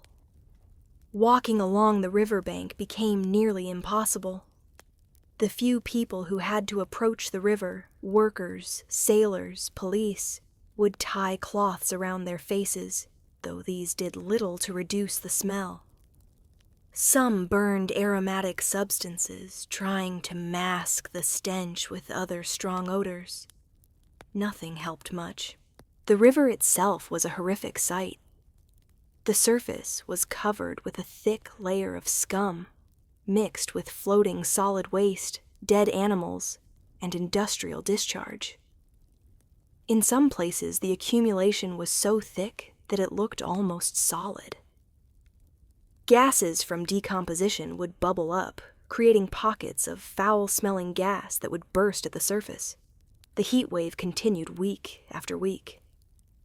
As June turned to July, the situation worsened instead of improving.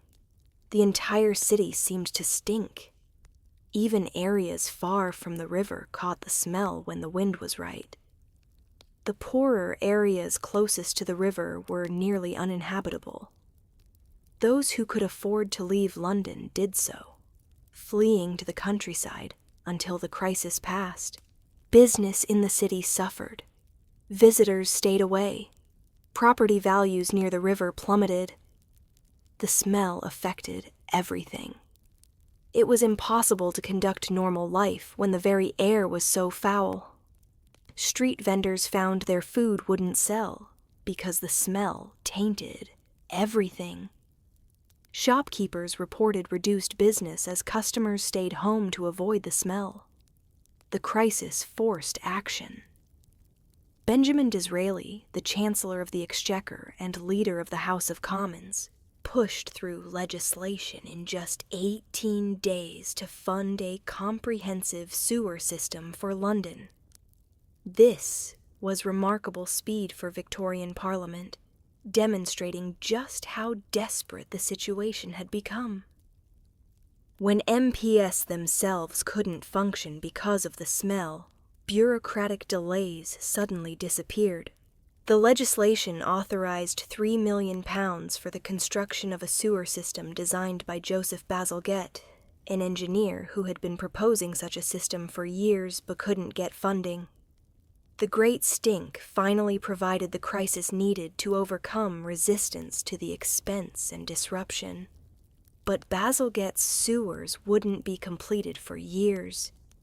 The immediate crisis of the summer of 1858 had to be endured without relief. Only when the weather finally broke in mid-August, with cooler temperatures and some rain, did the smell begin to subside. The river remained polluted and foul, but the extraordinary concentration and smell of high summer eased. The aftermath of the Great Stink saw real change. Bazalgette's sewer system, when completed, was a marvel of Victorian engineering. It intercepted sewage before it reached the Thames in central London, carrying it through huge underground tunnels to treatment sites downstream. The system still serves London today, over 160 years later, handling far more volume than it was originally designed for. But the construction took years. Londoners had to live with the continued pollution of the Thames through multiple summers, though none quite matched the horror of 1858.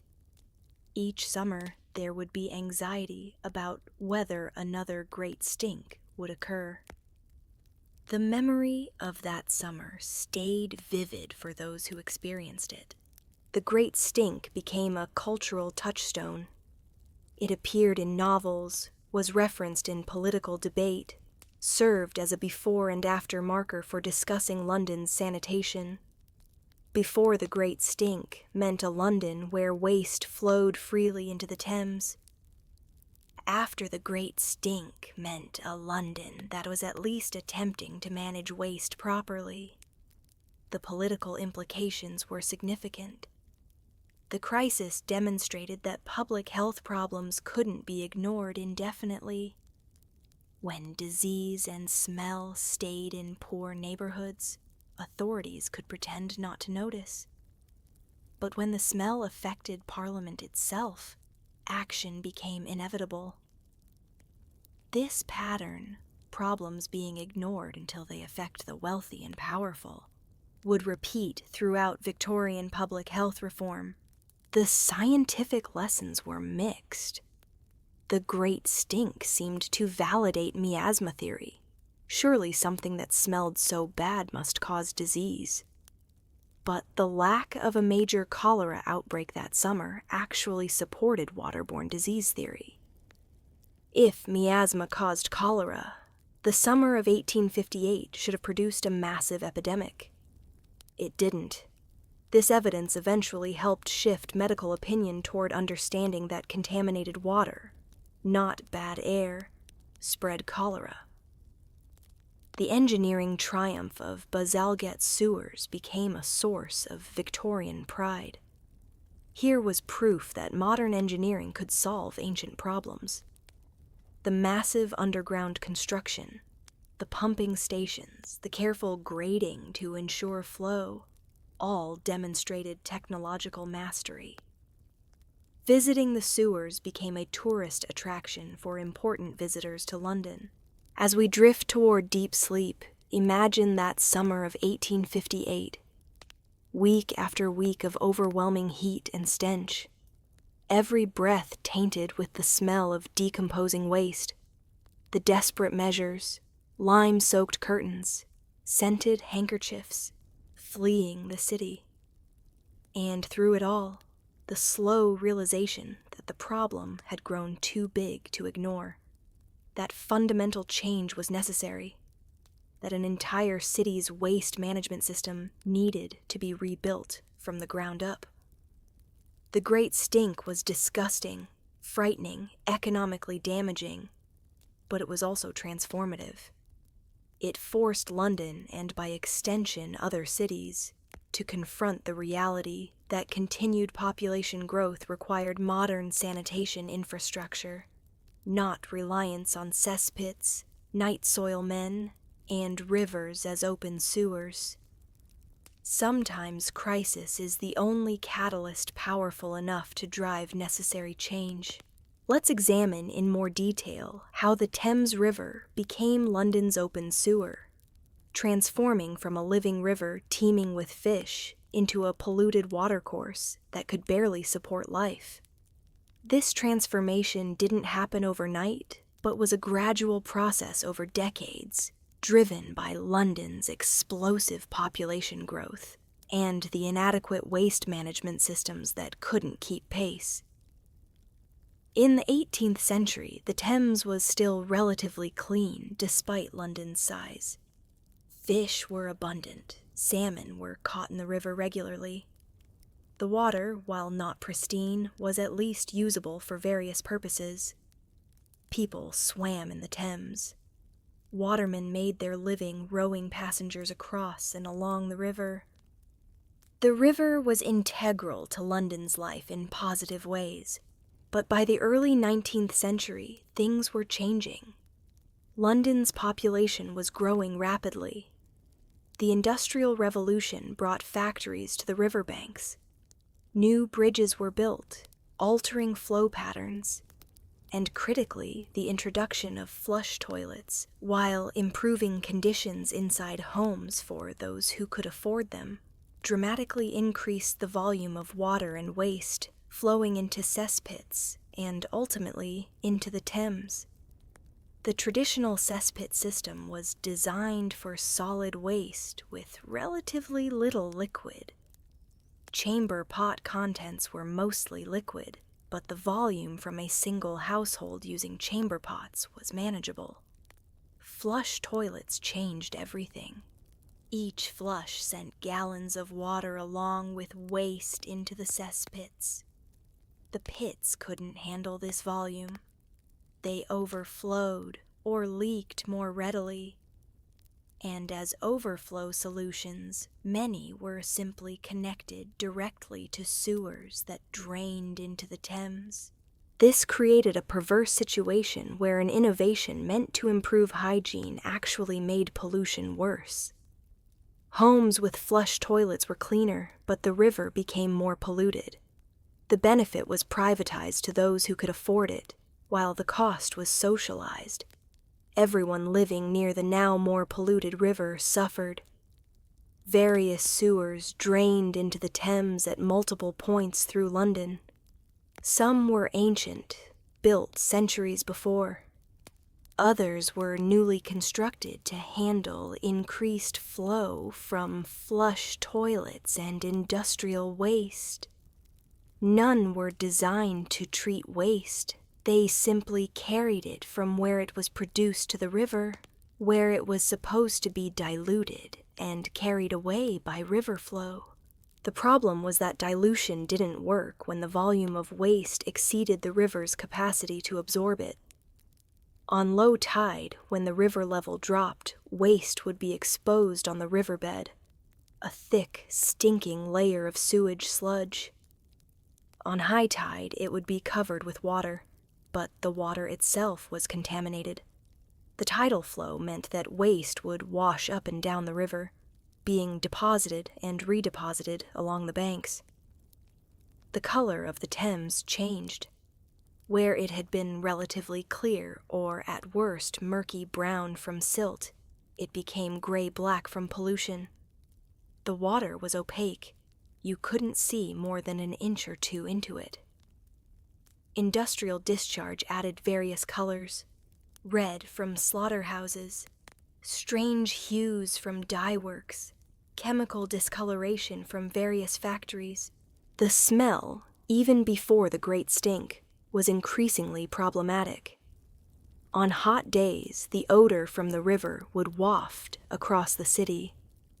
Areas directly along the riverbank were particularly affected. Property values declined for homes and businesses near the river. The wealthy moved to neighborhoods away from the Thames, while the poor, who had no choice, remained in riverside slums breathing the foul air. Fish populations collapsed. Species that had thrived for centuries disappeared. Eels, which could tolerate lower oxygen levels, persisted longer than other fish, but eventually even they couldn't survive. The loss of fish wasn't just an environmental issue, it was economic. Fishermen who had made their living from the Thames lost their livelihood. An entire industry that had fed London for centuries disappeared. The tidal nature of the Thames made pollution patterns complex.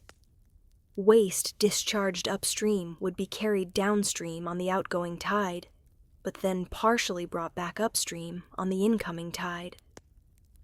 This meant that any given section of the river had waste from both upstream and downstream sources. Nothing was cleanly carried away to the sea. Particular stretches of the river became notorious for their foulness. Areas where multiple large sewers discharged, or where river bends caused waste to accumulate, were worst. Some areas developed thick deposits of sewage sludge on the riverbed that would emit gases when disturbed by boats or changes in water level. Boats on the Thames had to navigate through this polluted water. Watermen who made their living rowing passengers would be constantly in contact with the foul water. Splashes from oars would contaminate clothing and skin. The smell was inescapable. Yet this was their job, how they supported their families, so they endured. The riverbanks, exposed at low tide, were coated with sewage and refuse. Mudlarks, poor people, often children, who scavenged in the river mud for anything valuable, would wade through this contaminated sludge looking for coins, metal, rope, or anything that could be sold. They would breathe the foul air, handle the polluted mud, and suffer from various diseases as a result. But poverty drove them to this dangerous, disgusting work. Washing laundry in the Thames had been common practice, but by mid-century it became impossible. The water would stain fabrics and impart a smell that couldn't be removed. Laundries that had operated on the riverbank for generations had to relocate or go out of business. Those who couldn't afford alternative water sources and still tried to wash in the Thames ended up with clothes that smelled worse after washing than before. The contamination of drinking water was perhaps the most serious consequence.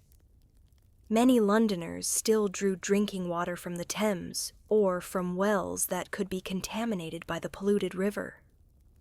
Water companies took water from the Thames, sometimes with minimal or no treatment, and sold it to customers. Drinking water that was contaminated with sewage led directly to cholera and other waterborne disease outbreaks. The cholera epidemics of 1832, 1849, and 1854 killed tens of thousands in London. Although the connection to water wasn't universally accepted until later, Dr. John Snow's 1854 investigation proved that cholera spread through contaminated water from the Broad Street pump, which was contaminated by a leaking cesspit. The broader implication that Thames water was also contaminated and dangerous was harder for authorities to accept because addressing it would require massive infrastructure investment. Different stretches of the river had different pollution characteristics. Upstream in western London, where fewer factories existed, the pollution was mostly sewage from residential areas. Downstream toward the docks and industrial areas, chemical and industrial pollution became more significant. The particular smell and appearance varied from location to location, but nowhere was the river clean. Wildlife that depended on the river suffered. Water birds found fewer fish to eat.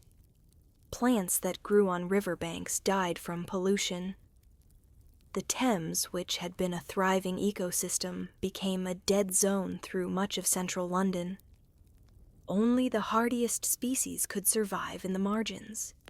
Floods, which occurred periodically, became not just water hazards, but sewage disasters. When the Thames overflowed its banks, it would deposit sewage across low-lying areas. Homes, businesses, and streets would be flooded with contaminated water. The cleanup after floods became far more dangerous and difficult than when river water had been relatively clean. The introduction of steamboats in the early 19th century added another dimension.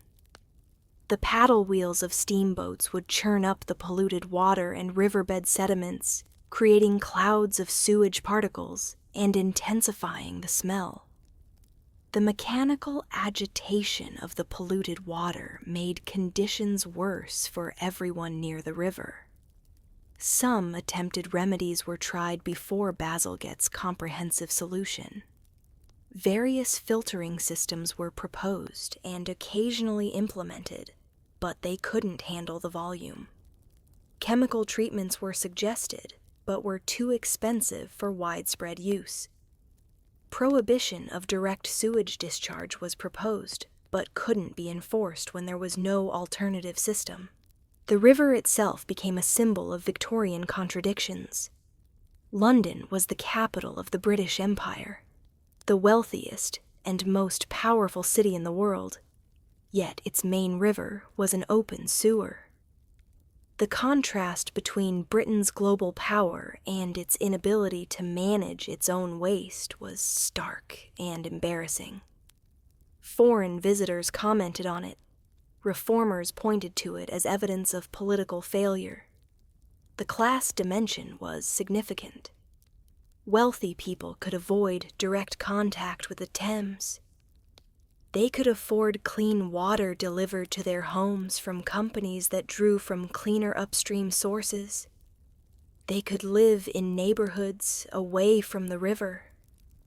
Poor people had no such options. They lived beside the polluted river, drank contaminated water, and suffered the health consequences. Eventually, Bazalgette's sewers would intercept most of the waste before it reached the central Thames. But this was a massive undertaking that took years. During construction, conditions sometimes worsened as old sewers were disrupted and new ones weren't yet functional. The river wouldn't return to anything approaching its earlier health for decades. The legacy of this period of severe pollution affected the Thames ecology for generations. Even after the sewers were built, even after treatment improved, the river's ecosystem had been so damaged that recovery was slow. It wasn't until the late 20th century that fish populations really began to recover, and salmon didn't return to the Thames until the 1970s, over a century after they disappeared. As we settle into the deepest rest, imagine living beside a river transformed into a sewer. The smell permeating your home, the contaminated water you might be drinking, the dead fish floating past, the industrial discharge creating rainbow slicks on the surface. The river that should have been an asset to the city became a liability, a source of disease and disgust. Yet millions of people had no choice but to live with it, breathing the polluted air, trying to avoid the contaminated water, enduring the smell and sickness that came from turning a river into a giant waste disposal system. The transformation of the Thames is a cautionary tale about what happens when waste management infrastructure can't keep pace with population growth and technological change. A lesson that remains relevant in many cities around the world even today. Finally, let's explore the gradual transition from chamber pots and cesspits to flush toilets and sewers. A transformation that took decades and met surprising resistance despite the obvious benefits. This wasn't a simple march of progress, but a complex process involving technology, infrastructure, social attitudes, economics, and public health understanding. The flush toilet wasn't a Victorian invention. Sir John Harington invented an early version in 1596 for Queen Elizabeth I. but it didn't catch on. The technology was impractical without proper plumbing, sewers, and water supply. The concept languished for nearly 2 centuries before being reinvented and refined in the late 18th century. Alexander Cummings patented an improved water closet in 1775. Joseph Brahma refined it further in 1778. Thomas Crapper, yes, that was his real name, despite popular belief, didn't invent the flush toilet, but he did make improvements and heavily marketed them in the late Victorian period. By the early 19th century, flush toilets were technologically feasible, but widespread adoption faced numerous barriers. The first barrier was cost. A flush toilet required not just the toilet itself, but also plumbing to supply clean water and remove waste, modification of the house to accommodate this plumbing, and either connection to a sewer or an adequate cesspit. For wealthy households, this was manageable, though still expensive. For middle-class families, it was a major investment. For the working poor, it was completely unaffordable. Even wealthy early adopters faced problems. If you installed a flush toilet in 1800, where did the waste go? Most likely into a cesspit under your house. But flush toilets use far more water than chamber pots. A single flush might use several gallons. Multiple flushes per day from family members could send dozens of gallons into the cesspit, causing it to overflow or leak far more readily than before.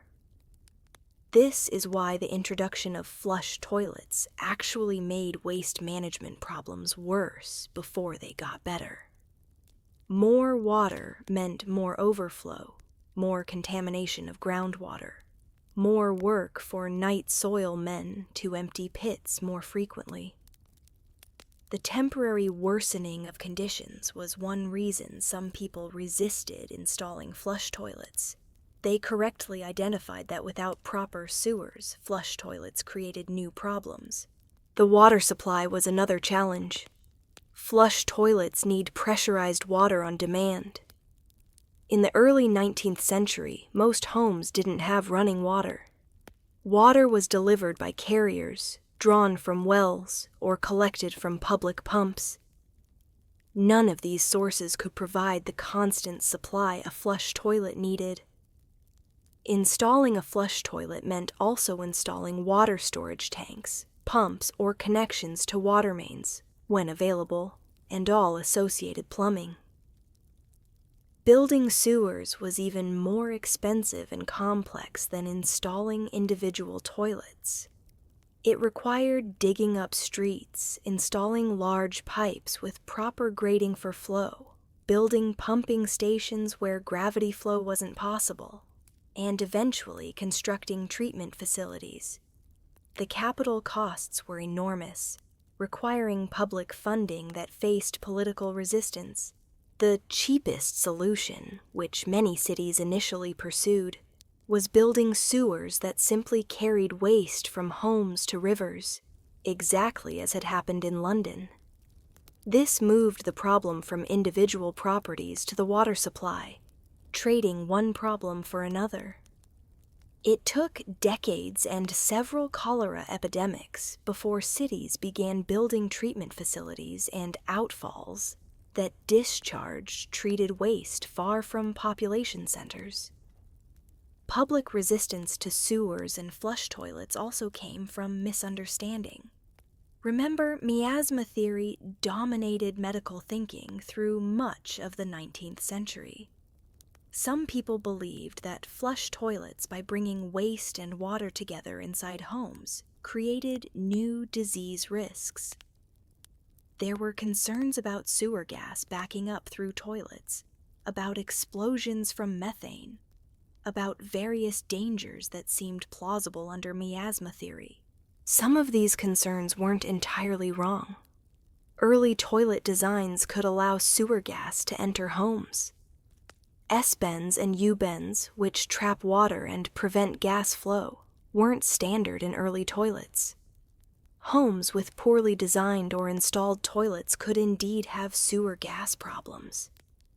This gave ammunition to critics who said the new technology was dangerous. Privacy concerns sound strange to us, but were real for Victorians. Many people were uncomfortable with the idea of having a toilet inside the house, in a dedicated room. The notion of defecating inside your home, even in a separate room, seemed indelicate and wrong to people accustomed to outdoor privies, or chamber pots that were quickly removed. The intimacy of having a toilet in the home took psychological adjustment. Class issues also complicated adoption. Flush toilets and indoor plumbing became status symbols. Having a bathroom showed you were modern, wealthy, and progressive. But this also meant that installation was uneven. Wealthy neighborhoods got sewers and indoor plumbing decades before poor neighborhoods. The poorest areas might not get sewered until the 20th century, even in large cities. Landlords had little incentive to upgrade rental properties. Installing flush toilets and connecting to sewers was expensive. Tenants might appreciate it, but would they pay enough additional rent to justify the investment? Often, landlords decided the answer was no. So, rental properties, where most poor and working-class people lived, remained on cesspit systems long after owner-occupied middle-class homes had been upgraded. Building regulations gradually changed to require proper sanitation in new construction. But this didn't affect existing buildings. Millions of homes built before these regulations continued using chamber pots and cesspits.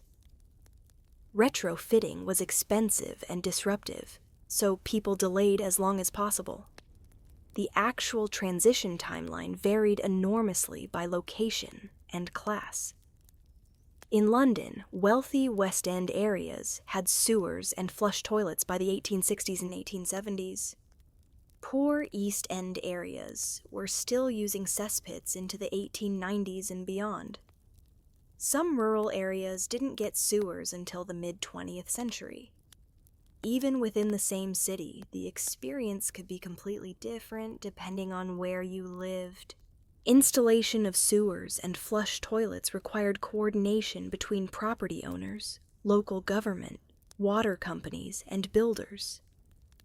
This coordination often failed. A property owner might want to install a flush toilet, but if the street wasn't yet sewered, there was nowhere to connect it. Streets might be sewered, but property owners couldn't afford interior plumbing. The mismatch between infrastructure availability and individual adoption created inefficient rollout. The actual experience of getting a flush toilet installed was disruptive. Walls needed to be opened up for pipes. Floors needed to be torn up. A room needed to be designated as the bathroom, with fixtures installed. The work was messy, noisy, and time-consuming. During installation, the household would still need chamber pots.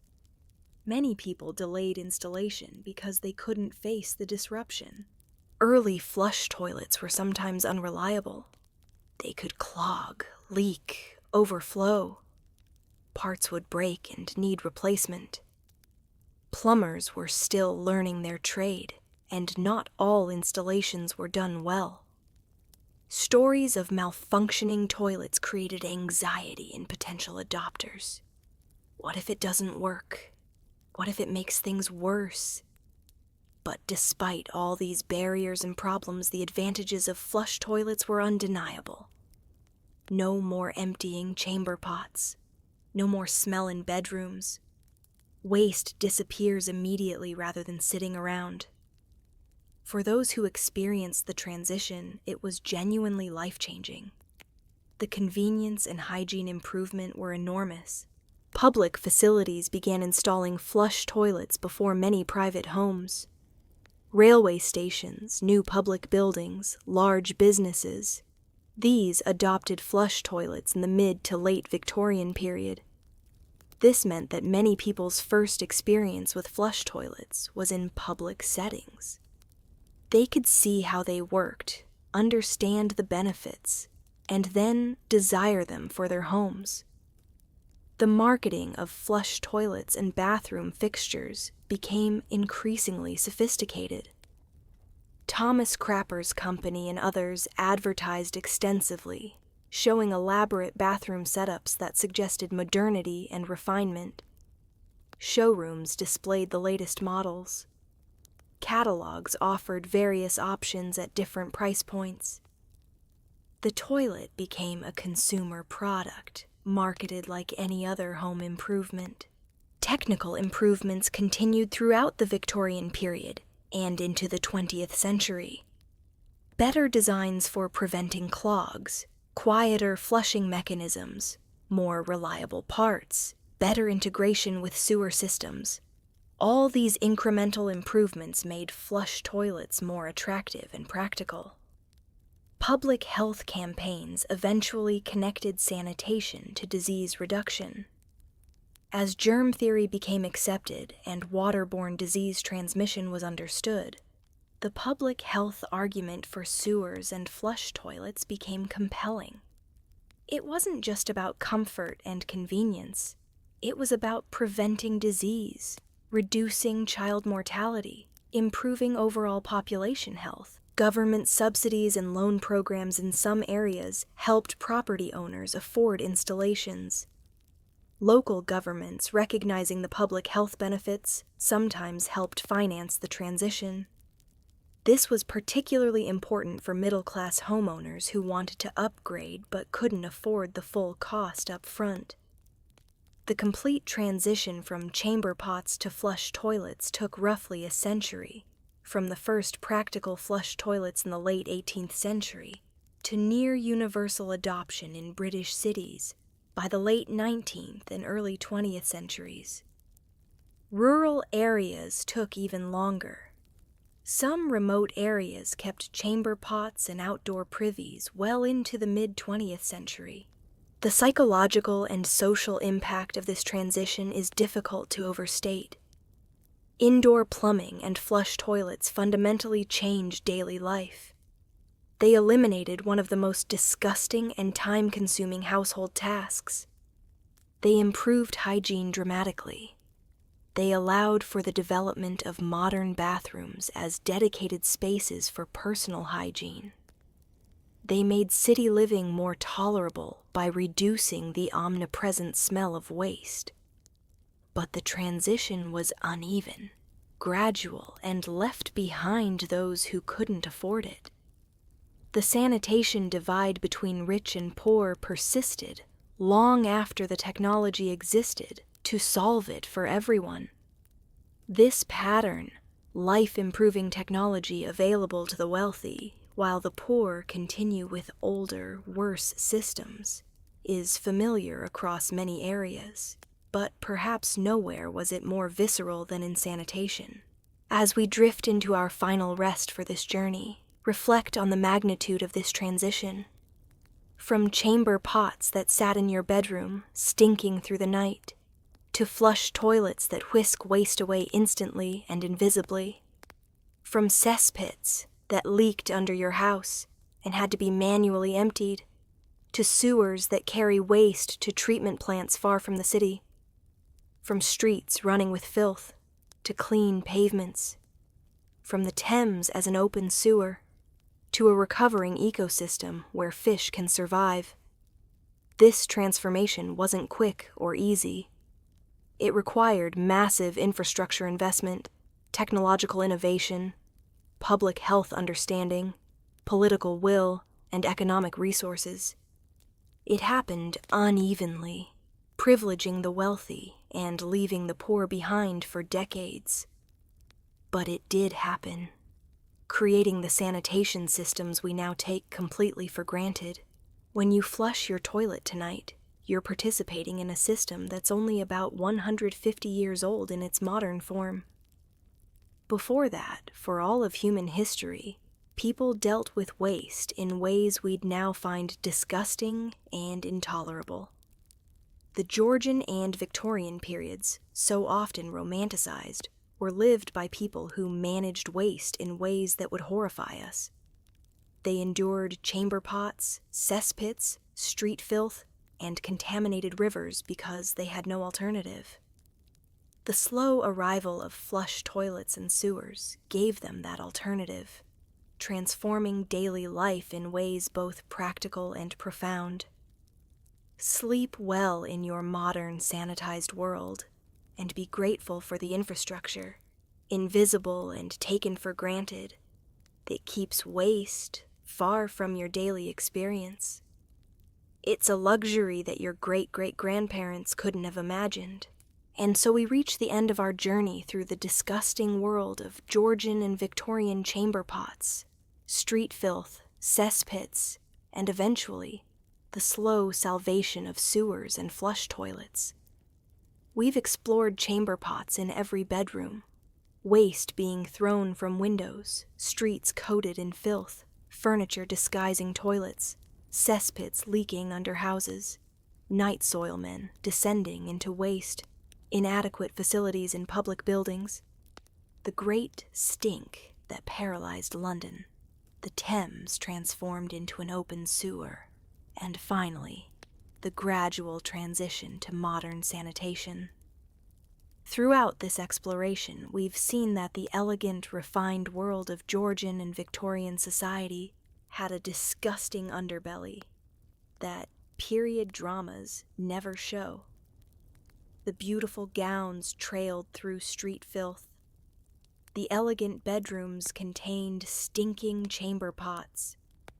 The powerful politicians in Parliament couldn't escape the smell of the polluted river beneath their windows. We've also seen the resilience and adaptability of people living in these conditions. They developed strategies, created systems, and mostly just endured because they had no choice and knew nothing better. The smell that would make us gag was simply background reality for them, and we've seen how change eventually came. Slowly, unevenly, privileging the wealthy, but ultimately transforming urban life. The disgusting conditions we've explored led directly to the sanitation systems we now depend on, proving that sometimes crisis and revulsion are necessary to drive progress. I hope you've learned something, even if it was disturbing. I hope you appreciate your modern bathroom a bit more. And I hope you found this journey into the gross corners of history to be as fascinating as it was revolting. This is Dame of Legends, reminding you that history isn't always pretty. Sometimes it's covered in filth. Sweet dreams, if you can manage them after all that.